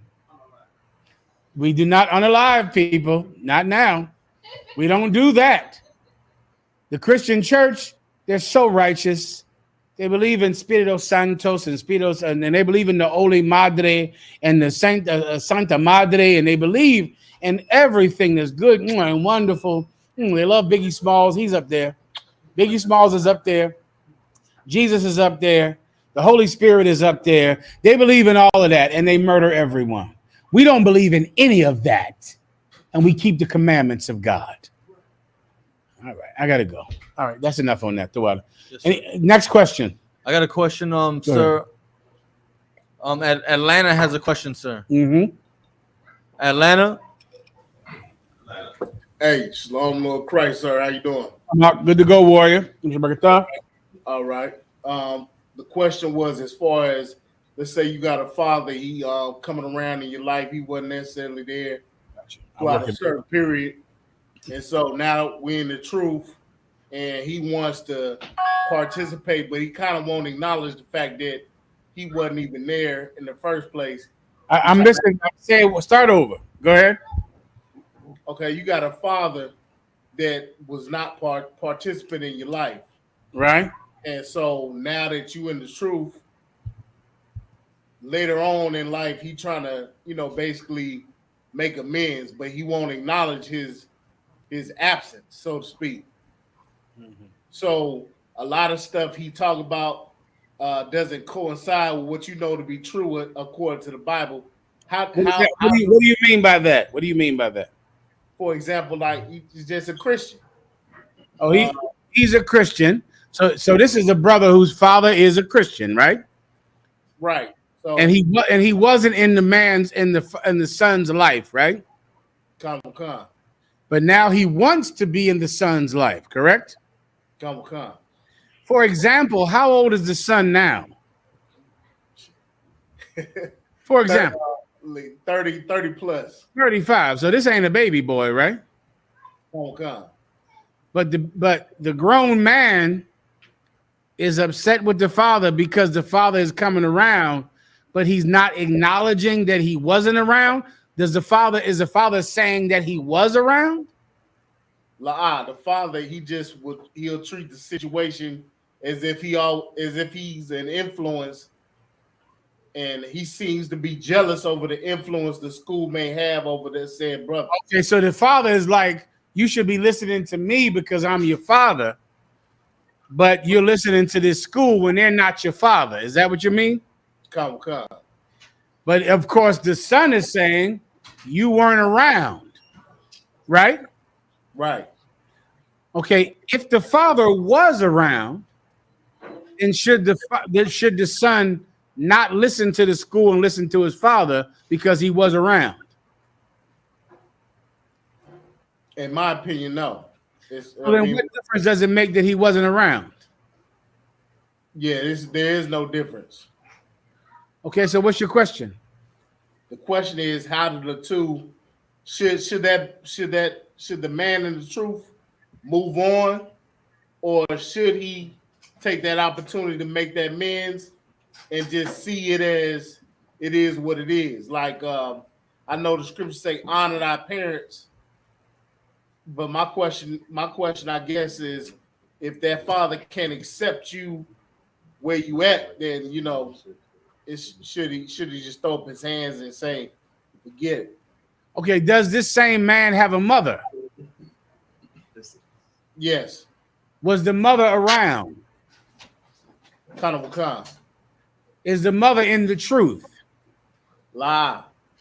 So how does he treat his mother? The mother, she doesn't accept the truth, but they get along more. She doesn't try to have that influence. She doesn't. So the mother never says anything negative about the truth? I wouldn't say she's saying anything negative about the truth, no. She never says you shouldn't do that. You should celebrate Christmas. She never says one negative thing about the truth, the mother. She may try to get influence the child, the son. How does the son deal with that? Let's say just ignore it, like does the son hate his mother because she tries to influence him to not be in the truth? Lie. Does the son say, I'm not going to have anything to do with my mother because she tries to influence him not to be in the truth? Lie. So how does the son treat the mother, even though she's not in the truth, and sometimes she tries to influence him not to be in the truth? He treats him like a mother. Do the same thing with the father. God. That's all. If you got with a mother, it makes it simple, right? And you know what else makes it simple? Growing up. Sooner or later, you got to stop being a little boy whose daddy didn't come see to your birthday party. Sooner or later. When you're 35, it might be time. Does this same man have any children of his own? Come. And are all his children in the truth? Come. So his children, that's a beautiful thing. What if his children were not in the truth? What would his children be doing? Well, how would they feel about their father? They would probably not like him. They wouldn't like him. Exactly. Sooner or later, you know what a man does? He stops being a boy who was waiting for his father to come see him. Sooner or later, you got to grow up. Come. One day, for a lot of your life, you're a little boy waiting outside for your daddy to come play catch with you. Is he coming? What did the boy's mother talk about when the father wouldn't come? What did the boy's mother say about the father? She never spoke on the father. That's a good mom then. That's a good mother. She never said one negative thing about the father. She would try to encourage the child to love the father despite. Man, I think it was from a Christian standpoint, though. Well, I mean, but she did. She tried to encourage the son to love the father in spite of his failings, right? Come. Maybe that son should listen to his mother then and love the father in spite of his failings, especially considering he's in the truth in this metaphor. He's supposed to know better than that. And here's what the mind-blowing thing is: the brother is in the truth, correct? Come. So I'm going to use myself in this metaphor. So let's say the man we're talking about is me. My name is General Mahayaman, 12 Shield, General Mahayaman in the Israelite School of UPK, under commanding General Yohana out of 1 West 125th Street, Harlem, New York. Did my father not come see me? I'm asking you. Are you asking about your specific situation? Yes, I'm asking you about my specific situation. Did my father not come see me? I believe you never spoke like your father. I wouldn't have to speak about it for you to know. I wouldn't have to ever tell you this story for you to know that my father did nothing wrong to me, has never trespassed me, because I am Mahayaman. My father didn't know Mahayaman. How could my father have done something wrong to Mahayaman when Mahayaman wasn't born until he came into the Israelite School of UPK? My father never did anything wrong to me. There might be some other kid that he did something wrong to, but that's not me. So I have nothing against him. Everybody understands? Become a new creature in Christ. Old things are gone away. My father never did anything wrong to me. My mother never did anything wrong to me. They never knew me. I was born here.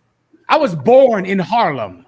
I remember when I was young in the truth and brothers from New York came down to my city where I was born in Philadelphia. They came down every Friday faithfully to teach me in Philadelphia and brothers like me. And I thank the Lord for them, because they didn't live in my city. They were from New York. They were from Harlem. And they came down to my city every Friday without fail. If it was raining, if it was snowing, they were there every Friday. And I lived my entire week to come see them on the street corner. They came out there. And it was one time we had a bowling party, right? I don't know if y'all still bowl. We went and rented out a bowling alley.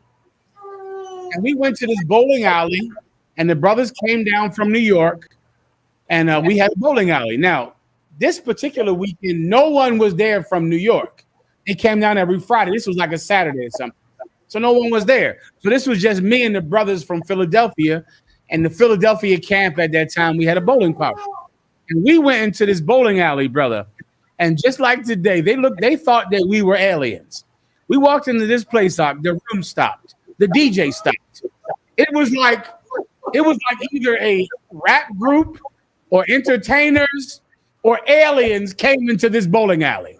The whole room stopped. We, of course, had headbands and fringes and fatigues, and we walked in there. The room stopped. So the DJ saw us, and the DJ started to talk to us. Hey, where are you brothers from? And I'll never forget this brother. He was 5,000. No, he was 10,000 at that time. I was officer of 50 at that time. And the DJ said, where are you brothers from? That's what he said. And the brother who was 10,000 at that time, he said, we're from 1 West 125th Street, Harlem, New York. And I remember going, oh my God, that was the beautifulest thing I've ever heard. Because of course, we were from Philly and Jersey and Camden, but we were from 125th Street, Harlem, New York, because that's where I was born. I wasn't born in North Philly. I wasn't born to that woman. I wasn't born to that man. They don't know me.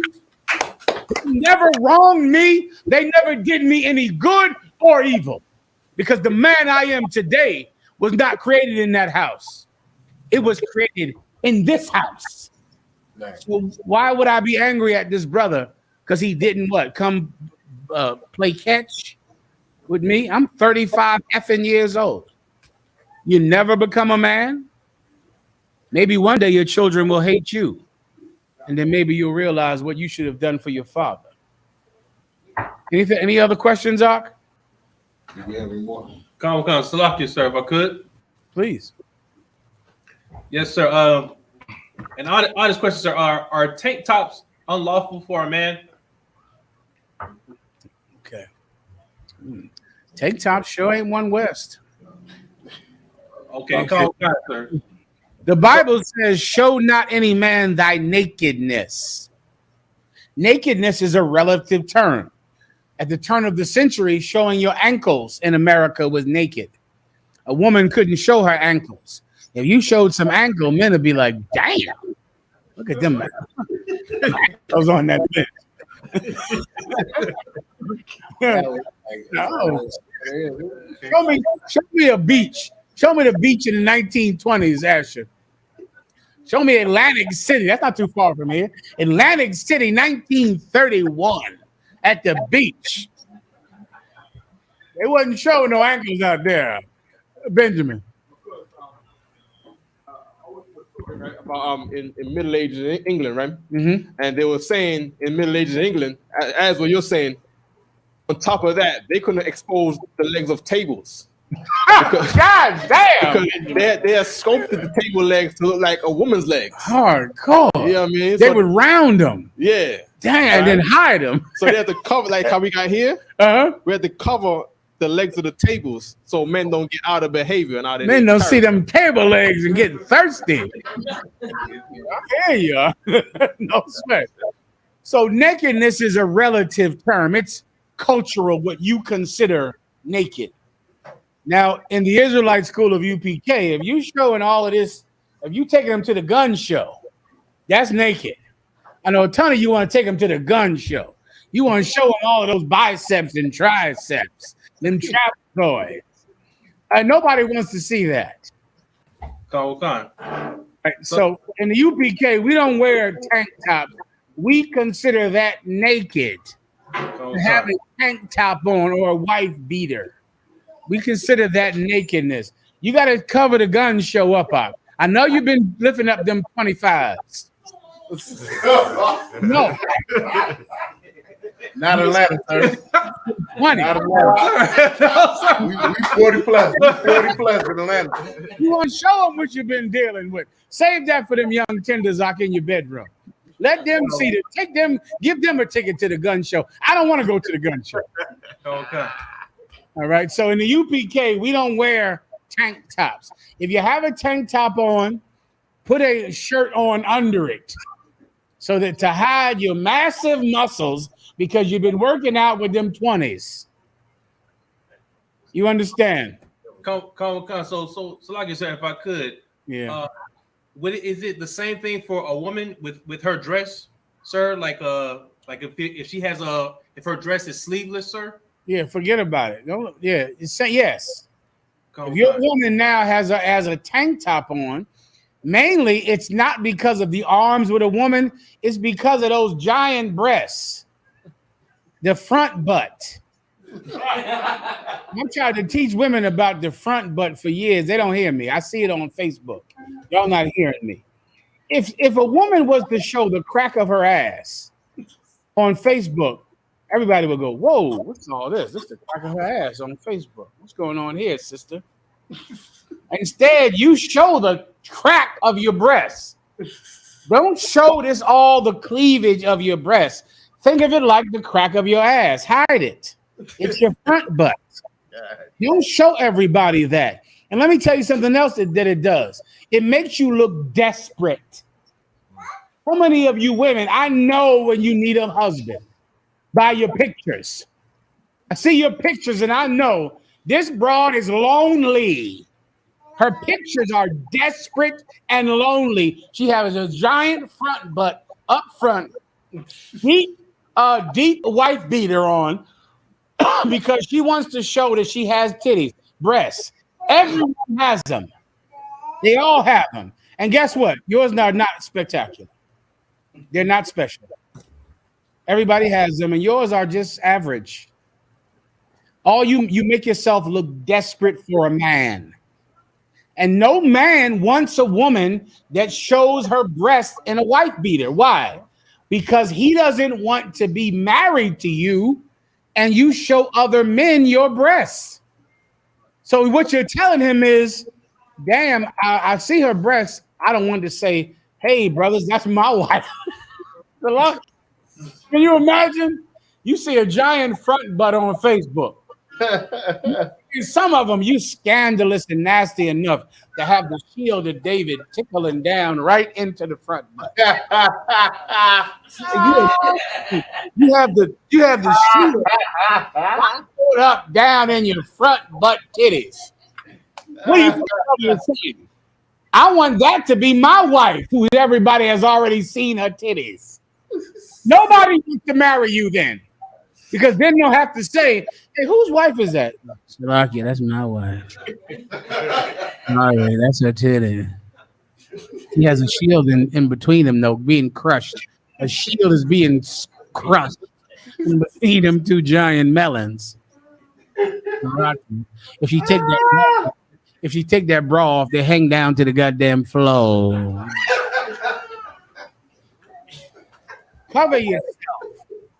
Stop being a common whore. Some of you don't know because your mother was a whore. You got to cover yourself up. Don't show that line in between your titties. Don't show that line. Hide that line. Learn how to dress. Hide it. You brothers, don't wear a white beater and show your chest and your damn, body. Why? Because more people than just the women you're trying to attract see the picture. You want the brothers to see your chest nipples? You want me to see your nipples? That's what you want. Because I have Facebook too and Instagram too. So if you are a man who shows your nipples hard, you want me to see it? I have to look at your hard nipples as a man. You in your mind, you think only the young girls are looking at these guns, looking at these nipples, nipply hard. General Johanna has seen your nipples hard. Is that what you want?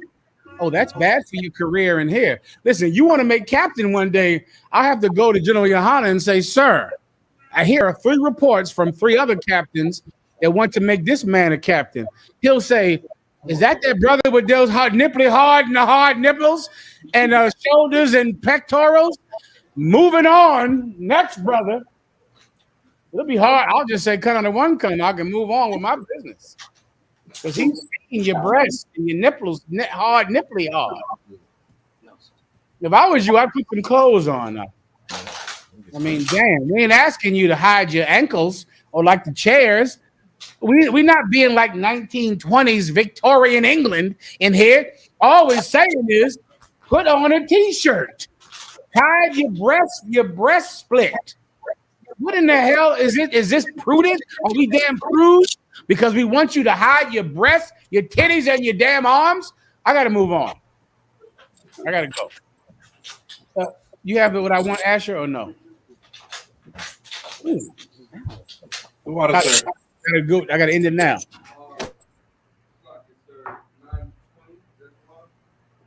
Next, you got to look up the Victorian beaches on your own. I got a quick photo right here, sir. That's all you need. That's a bathing suit. That's from 1910. 1910 bathing suit. Look at them ankles. Look at that. Dress. I don't see why y'all ain't doing that today. If you put me in charge of this school, y'all better pray for the health and longevity of Command and General Johanna. You put me in that school, you bitches is dressing from the head to the toe, ankles hidden, like the tables in the Victorian England. That's what a man wore that. He ain't go into the damn water all nipples out. He went into the water with a damn wife beater on. Why is that such a big deal? Why is that so crazy? I gotta go. Any other questions? Salakia, General. Go ahead. Shalom, Shmurgatha. I want to see if this precept is good to add to Esther. Excuse me. Dang, I'm tripping. It was Ruth. Salakia, sir. Salakia. Disregard, General. Salakia, sir. No problem. Any other questions? Constance, I have a question online. Go ahead. I need to get to the topic. Damn. You want to do it now, then, sir? What? 2 more questions. Go. Constance. Fast question. Okay. I'll prep them for it. Someone else give me. Go ahead. Whenever you're ready, Asher. I'm trying to put something fast. Okay. Shalom, Lord in Christ. Is it unlawful to have a vision board? A vision board is that thing where you just put your hopes and wants up on the board. No, that's not unlawful. I mean, what is a vision board anyway? What is that? That's basically what you said. Yeah. You put your hopes. You just put all your hopes and dreams up on there, like a car. You want to sell some soaps or something like that up on there. College, is a woman with a college degree hat, one of them old hats they wear when they graduate from college. That's not unlawful at all. That's another Instagram invention. It doesn't make those things happen. It's not magic. But if you want to make a vision board, that's no problem at all. It's fine. That's not unlawful at all. All right. Go ahead. Next one is from Officer Kasar Pakad. He said, Shalom, General. If I may, did the daughter, it's talking about in the book of Tobit, did the daughter physically kill the men in the book of Tobit while being possessed? The daughter killed those men, strangled them. Each one. She got into bed with them and strangled them until they were dead. Go ahead. But he also wants to know. How do you know for a fact she did? Because they were strangled. Listen, I get some calls like this out. Listen, do you brothers know? A lot of you brothers out there are afraid of ghosts. Raise your hand if you're afraid of ghosts. No one did it. Give headquarters a hand. They ain't scared of no ghosts up in the headquarters. This Harlem, nigga. They ain't afraid of no damn ghost in here. Some of you are afraid of ghosts out there. And some of you think a ghost sits on your chest every day about 5 a.m. That's the witch. A bruja. What's that in Spanish? A bruja? Bruja. Some of you Latino brothers think a bruja is sitting on your chest every day about 5 a.m. Sitting down, making you miss work. That's you. You don't want to get up. You go in and tell your supervisor, I wanted to get in here at 9, but that bruja, that bitch is set on me till 9:30. There's no such thing as that garbage, y'all. That's not real. There's no such thing as a witch sitting on your chest. That's you. You just don't want to get up and go to work like anybody else, right? Sister. Go ahead. I was home alone one day. Oh boy. And no, seriously, I was home alone one day. And out of the blue, I'm on the computer in the living room. Right. By myself. Of course. Okay. Then something knocked on the door. Hold that thought. I'm not going to get someone else for time's sake. Hold Exodus 23:9. Genesis 19:2. Just hold those for a second. Go ahead, sis. So something knocked on the door. Knock. Said my name, and I started screaming. I didn't know what it was. But I was the only one there. Okay. And what did you think it was? I don't know. Did you hear a knock? I heard the knock. Okay. And then it said Adrian. How do you know for a fact it was not a ghost or a demon or a spirit? How I know? For a fact, it could not have been. Just think about what you just said. Did everyone hear her? She heard her. She was home alone, heard a knock at the door. All of them have been through this, sister. This will help them. They hear a knock at the door. They hear someone say their name. They're alone.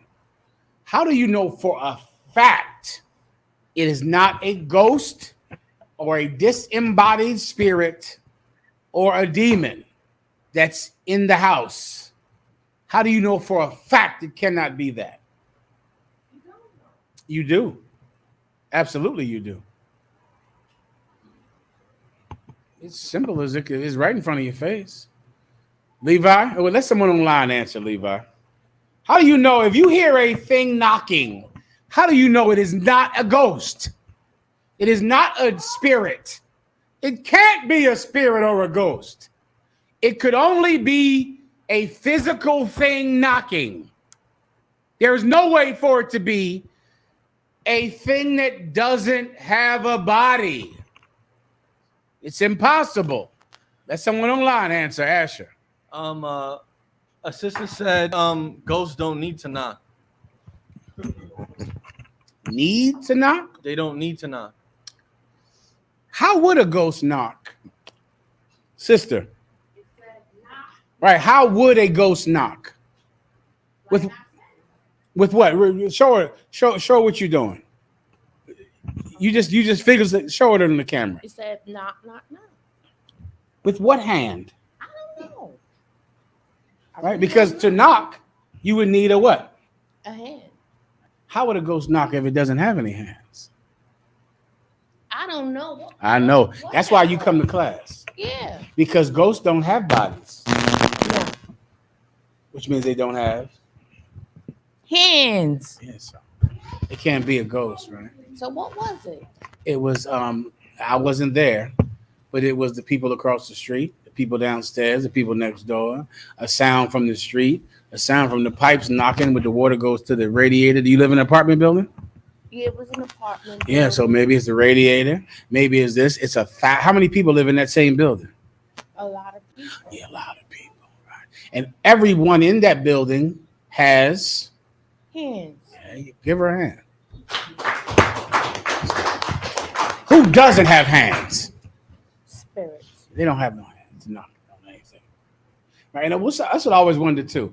If a ghost is knocking at the door, how is he standing on the ground to stand in front of your door with no? No. I'm not talking about the front door. I'm talking about the living room door. The living room door. How is he standing on the floor? I don't know. That's the thing you got to ask him.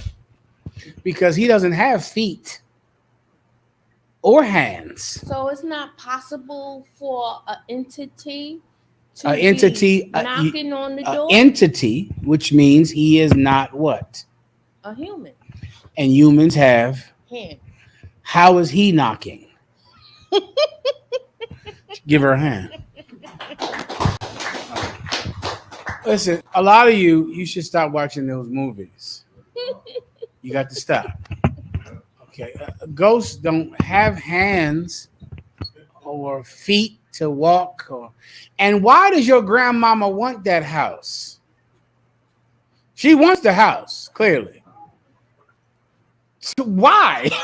Like, what is that woman going to do with that house? She's a ghost, right? Why does she need a house to live in? She's a ghost. Does she get cold in the winter? Does she need the heat from the fireplace? What does she need a house for when she doesn't have a body?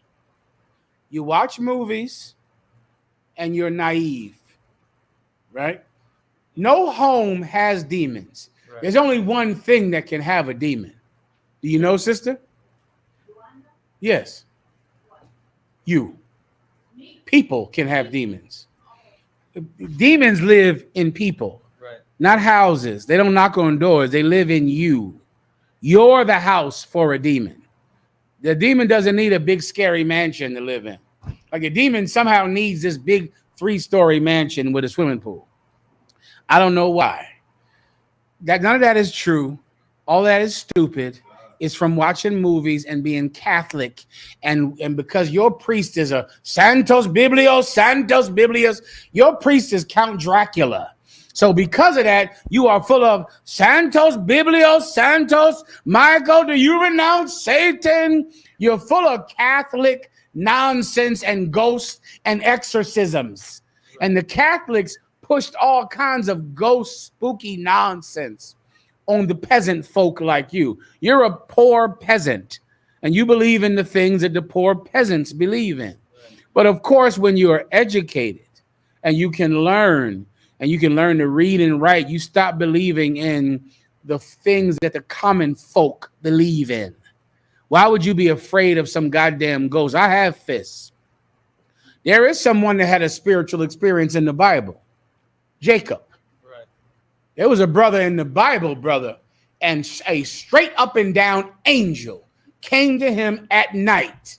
An angel of God while he was asleep. An angel was in the room with him. An angel came. What did Jacob do? Anyone want to guess? Sister? He fought him. He didn't go, I'm scared. Oh, there's someone knocking at the door. If you thought a demon was at the door or a ghost, did you get up and face him? Did you stand up on your feet and say, who in the hell is in my goddamn house? Oh, you scream for help. Let me tell you what I would have you do. I would have you get up and go to the door because that's your house. He doesn't pay rent. Ghost, did the ghost put it on rent that month? Nope. No, so he can't have that house now. Because when Jacob, an angel came to Jacob, he fought him. The angel was impressed because he was no coward. He was impressed and he blessed that angel. Don't sit in your house on your grandmama's car, your grandmother's chair, scared to death of some goddamn thing that doesn't have fists to fight when you do. Levi. Thawada, bless Jacob. Who asked a question about this? Someone asked a question on here about this? No, next. Last one that I'm getting to the topic. Come on, fast. Can you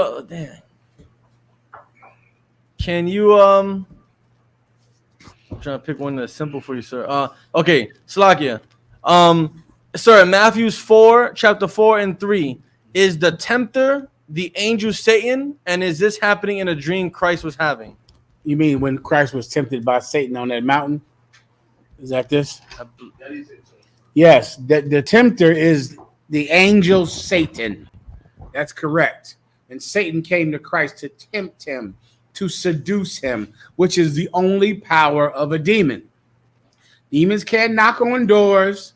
They can't grab you and strangle you. They can't sit on your chest and make you late for work. All they can do is talk. They can just whisper in your ear and tell you there's a ghost in here. Be scared. Be terrified. Scream and cry and hide under your damn covers. Boogie, boogie, boogie, boogie, boogie, boogie. That's all they can do. And then you give power over to them and you're late for work. And that's that, all right? Satan did that with Christ. Talked to him, tempted him, tried to seduce him. Our king prevailed and was not able to be seduced. Right. Anything else? Ready to give me the topic, clap it up. All right. Give me those precepts. So now this week in the news, right, there were some very important stories. Shout out for Captain the Golgabar out there. He's over Kansas City, correct? The Golgabar. There was a young brother. I'm not sure if he was a brother or there was a brother that was a ghost. There was a brother.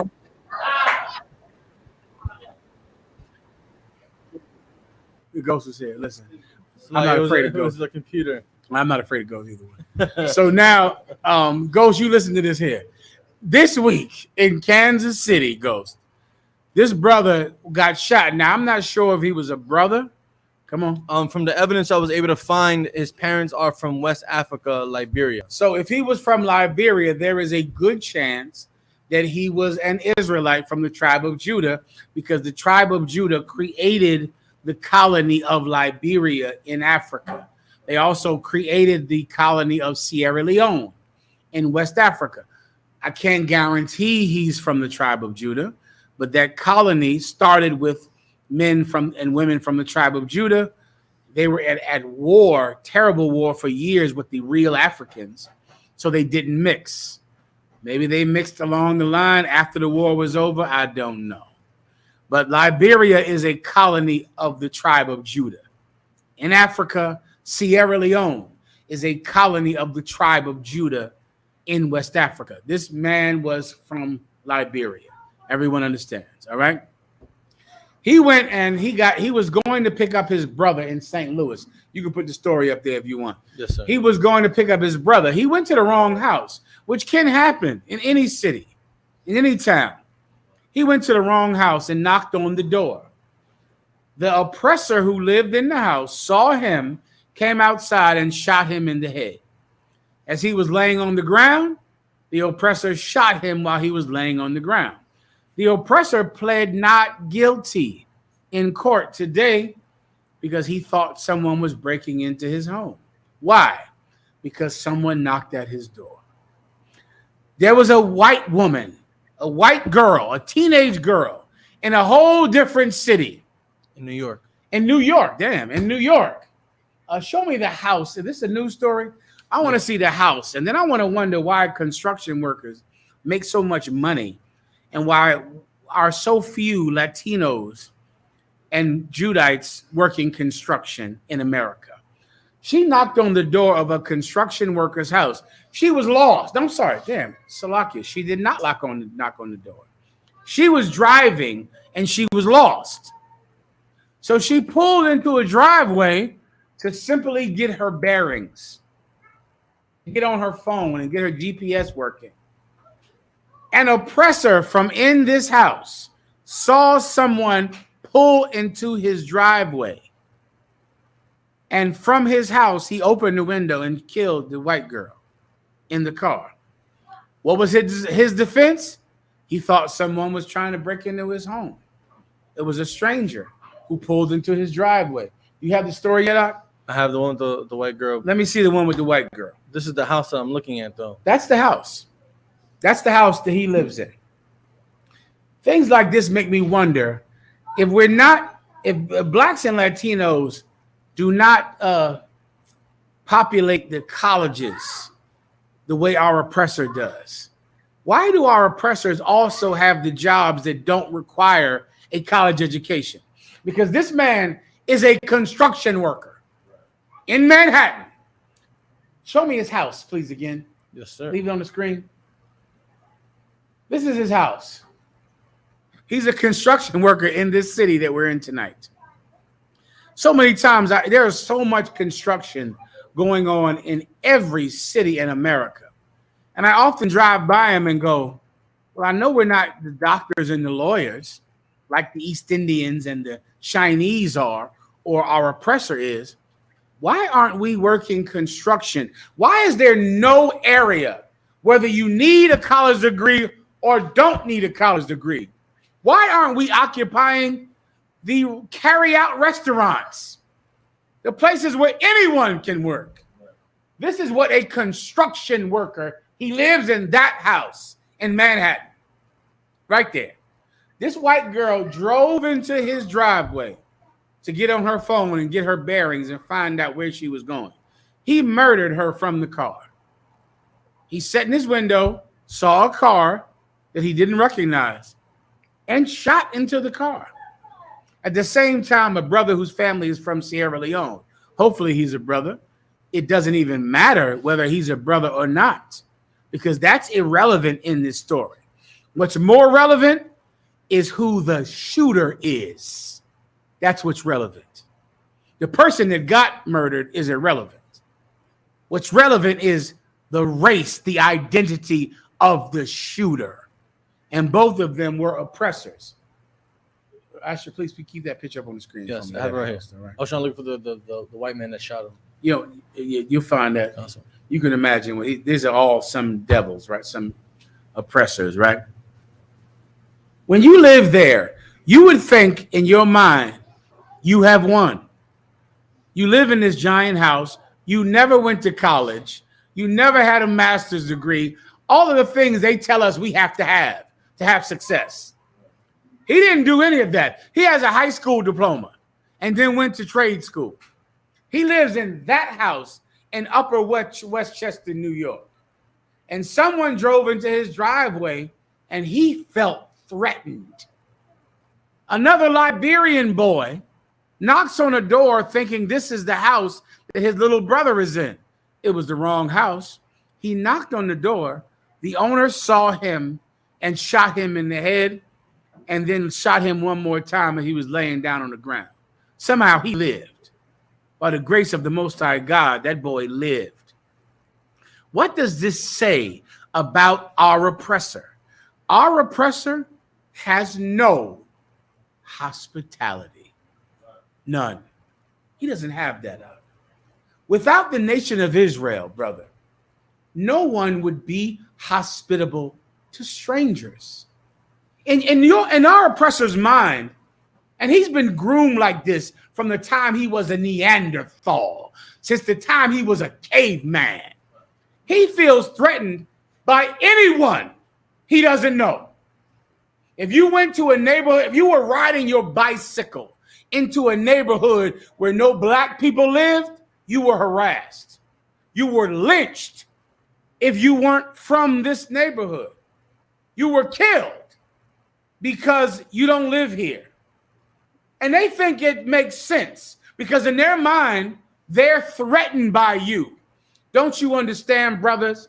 When blacks and Latinos run this world, the people will be hospitable to strangers. It's a mark of civilization by how you treat strangers, by how you treat people you don't know. It's not the culture of our oppressor to be kind to strangers, but it is in our law to be kind to people you don't know, to be gracious to them, to be kind to them. When you are being ruled by a people who have made it to Upper Westchester, live in a mansion with cameras and guns, and they still hate anyone who they don't know. They still hate them. When blacks and Latinos run this planet, we are going to be kind and hospitable. Let me give you a precept. Give it to me in Leviticus. Did I give you that earlier? Come on, I got to wrap it. Leviticus, the law of the Egyptian, and blah, blah, blah. I think I gave it to you earlier, or didn't I? You give Exodus 23 and 9 Exodus, and Genesis 19 and 2. Read that. The book of Exodus, chapter 23, verse 9. Go ahead. Also, Genesis first. Now, Genesis, no, I'm sorry. Give me Exodus first. Go ahead. You're right. Go ahead. Exodus 23 and 9. Also, thou shalt not oppress a stranger. This is in the law. Thou shalt not, which means it's a law. Thou shalt not oppress a stranger. Simply not knowing a person doesn't mean that they're a threat to you, or that they're trying to kill you, or that they're trying to rob you. You can't be a goddamn dog or a hyena. You're going to have to be a human being. And if you're human, you're going to have to learn to be civilized. It's the mark of civilization to be able to be kind to someone you don't know. If no one has given you a reason to consider them a threat, then why would you treat them as they're a threat? When they've given you no reason to that. If someone is aggressive, if someone is impinging upon, your rights, then you have a reason to consider them a threat to you. You can't be kind to someone who has shown you no threat. What are you, a white man? That's what white people do, Ak. That's them. Consider someone a threat who's done nothing to them. What has the Lord said? The Lord said, thou hast done evil to them that be at peace with thee. Be civilized. Don't act like a white man. Be civilized, man. If someone comes to you of any race, of any nation, show them your civility. Show them that you're human. Excuse me, can I help you? This is my house. Can I help you with something? You need help. You're lost. Oh, no problem. Well, you have a phone? Okay, you can get back on your phone and you can be on your way. It's no problem at all. Thank you very much. That's a law among our people. The Lord said this. Read that again. Exodus 23:9. Also, thou shalt not oppress a stranger. The Most High said, don't oppress a stranger. Don't beat a stranger down, kill a stranger because you don't know him.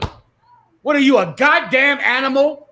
Are you a dog or some type of, wild cat that you just kill anything that you don't smell a familiar scent? You're not an animal. White people act like animals. We don't. Our law dictates that we're kind to people who we don't know, to strangers. Keep going. For ye know the heart of a stranger. You know what a stranger is thinking. Now, this is the proof. This is not just talking about people of your same race. Listen carefully. You know what a stranger is thinking. You know what the heart of a stranger is thinking. You know what the mind of a stranger is thinking. Keep going. Seeing ye were strangers in the land of Egypt. Where? In the land of Egypt. Where? In the land of Egypt. Are we the same race as the Egyptians? No, we are not. But we went into Egypt, 70 people, needing hospitality, wanting to find a place so we could grow and thrive, separate from the Egyptians, but in their land. And in the beginning, the Egyptians extended hospitality to us. They gave us the land of Goshen. And in that land, we were able to thrive and grow. You were strangers in another race's land. Show people hospitality if they're a strange race in your land. Guess what, white people? You're a stranger in the land of the so-called North American Indian. And guess what the North American Indians did to you? I don't have to tell you, do I? Everybody knows, right? They gave you their food. They gave you their hospitality so you could survive. They were hospitable to white people, the North American Indians. They gave you kindness. They knew you weren't a so-called North American Indian. They saw your boats and that you came from a place far away. They can look at you and they can tell you're not their brother, but this is their land and you are a stranger. So they gave you deer and turkey to get you through the winter, and you slaughtered and killed them and then celebrated every November 25th. To be unhospitable is a white trait. That's for white people, Ark. You see a white man at camp or a white man knocks on your door, you wouldn't kill him. You would say, excuse me, sir, can I help you? Oh, I'm looking for this house. Oh, no, that's a house next door. Oh, I'm sorry. Hey, no problem. You haven't done anything that would make me kill you, so I won't kill you because I'm a human being. I'm not an animal. So I'll be hospitable to strangers. It's in our law. Give me the other one I asked for. There's another time. Also, the Bible says sometimes when you entertain strangers, you entertain angels. Sometimes. Hebrews 13:2. This is what happened a long time ago. There was a man named Lot. A man named Lot who lived in an evil city named Sodom and Gomorrah. Some of you think there's so much crime in America that you have to shoot anyone that knocks on your door. Because a lot of you white people watch Fox News and you listen to conservative radio who are lying to you. Conservative radio and Fox News, they're proven liars. They just paid $787,000 because they're liars. But you white people, come on, Warrior. The water trooper. $787 billion. Say again? I'm sorry. $787 million, which is over $500 million, because they're liars. They paid that. You watch Fox News, you listen to conservative radio, you love Donald Trump, you listen to the NRA, and you think you're in danger. You're in a dangerous place. So you think if a car pulls up to your house or if someone knocks at your door, you're in danger. Lot lived in Sodom and Gomorrah, the most dangerous place in history. The men of that city raped men. 1,000 men came to rape 3 men. Your neighborhood is not more dangerous. Show me that city. Show me where that white man lived at, Asher. This one? Yeah, show me that. Make that nice and tall. See, that's not Sodom and Gomorrah there. That's a peaceful place, full of safety that he made. He didn't even go to college, and he lives in that house. Lot lived in Sodom and Gomorrah, and this is what happened to him one day. Keep going. Read. Genesis 19 and 2, sir? Yes. Genesis 19 and 2. And he said, behold, now, my lords, turn in, I pray you. He saw 3 men out on the street, homeless men. He saw them and he said, my lords, sir. Look how he talked to them. So many of you young brothers that come into school, you better watch how you effing talk. Because I hear how you say nigger and talk to people like, yeah, these niggas, that nigga wants to come here and that nigga wants to do this. Many times the way your speech is a way for you to devalue other people so that you don't have to treat them with dignity and honor. These are homeless men. He said, my lords, to these homeless men, because when he looked at them, he saw greatness in them that you don't see in anybody. You don't feel that you should be formal with anyone.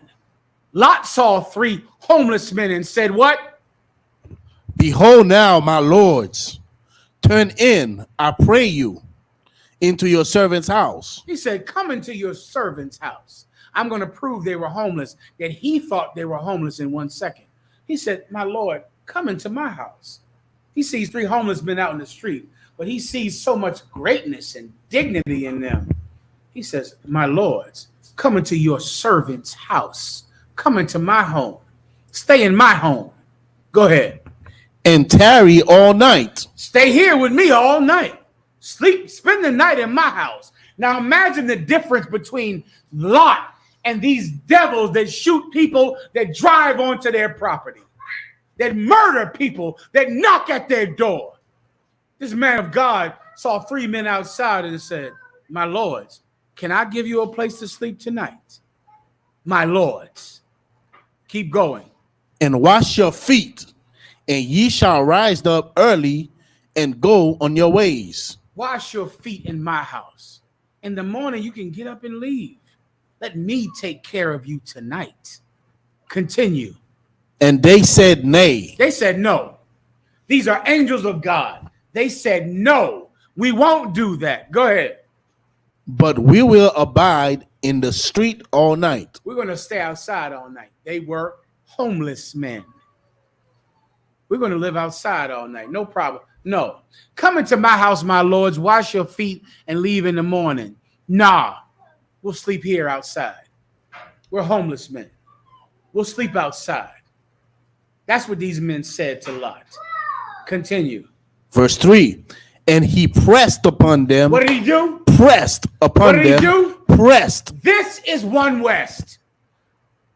2 brothers want the same woman. There's a woman online. She's able to be married now. She wears a white corsage at the Passover. You know she's come up on her 6 months. 2 brothers want her. You call the other brother and you say, did you want this sister? I did want her.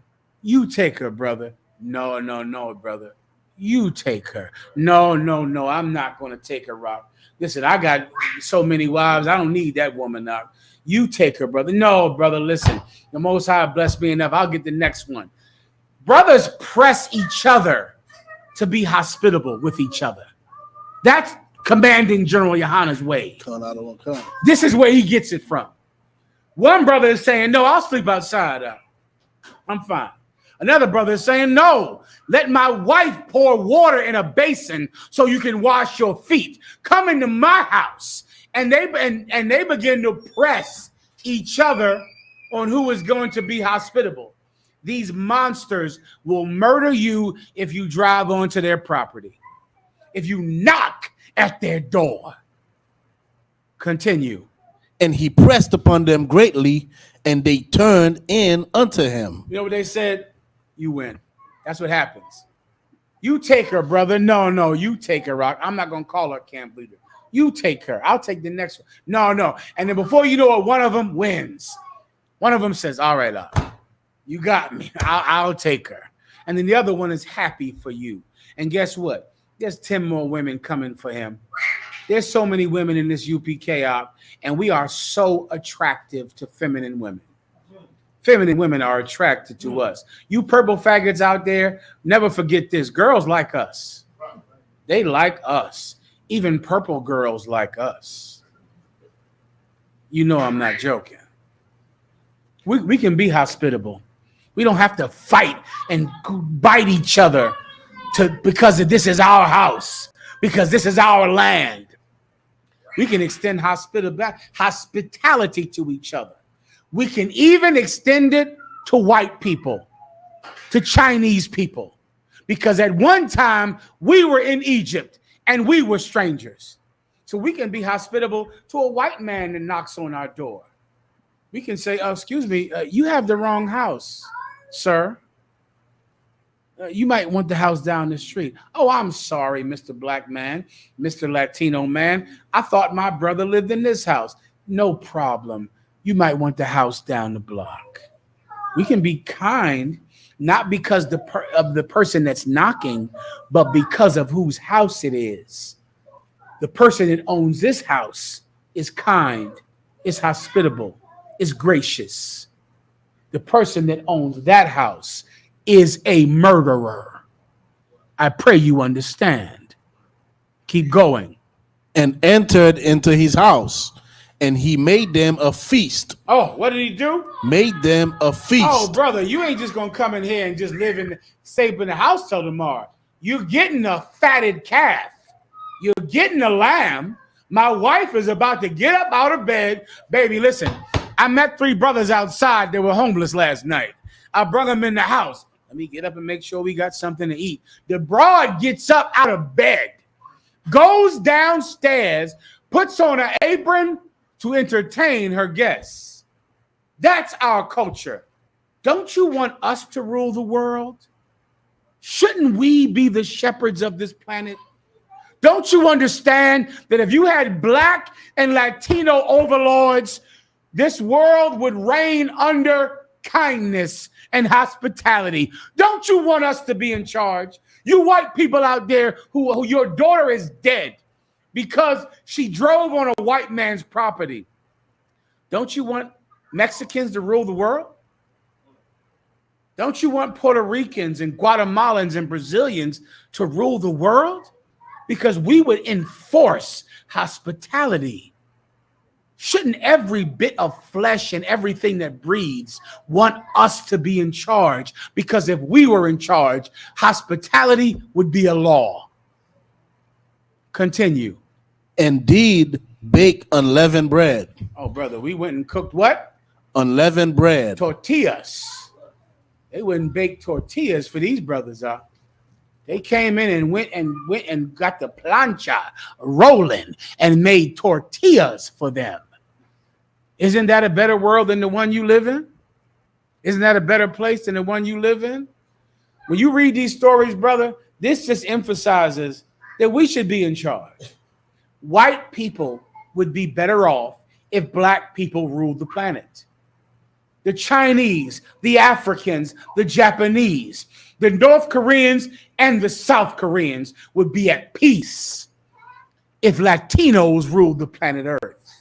We're the better stewards over the planet. And in the last days, you're going to see death and destruction because we're not in charge. Maybe one day you'll ask God to put Black people in charge of this planet, to put Latinos in charge of this planet. Clap it up. I'm gonna do some of this Spanish, and then I'm getting the hell up out of here. Tazaryak, I really can't do this, right? I need to get out of here right now. Say it now, Tazaryak. Do I need to end it now, or can I do my Spanish? We got like 13 minutes. God damn it. Hold on. Jesus Christ. I mean, you can do it though, sir. I'm gonna give it a shot. Right? Cartazar want me to get the hell out of here 10 minutes ago. I'm trying, Cartazar. I came in here late today because of the traffic. When one of you brothers gonna do something about this traffic in New York? I don't see you doing nothing about that. Levi, where you at on this? Well, we ruling the earth, sir. We Give got him a it. hand. God damn. Then he cut me, Asher. The water. I apologize. Yahweh, en el nombre de Yahweh Shai te bendiga. Somos la escuela israelita de conocimiento práctico universal desde oeste calle 125 Harlem, Nueva York, bajo el mando del general Yohana desde el 1969. Carnales, esta es la verdad. Si tú eres latino, negro o indio, nativo, tú eres Israel, el pueblo, el heredero de Dios. With that, pass it over to the officer in the back. Clap it up for the class. Men of Israel, Amajim, which means stand. We're going to give one courtesy salute. Men of Israel, Amajim Shabbat, Amajim, Barak, Yasmatab. So, and turn to the sisters. Sisters, Amajim. We're going to give one courtesy salute to the sisters. Men of Israel, Amajim Shabbat, Amajim, Barak, Yahweh Shalom.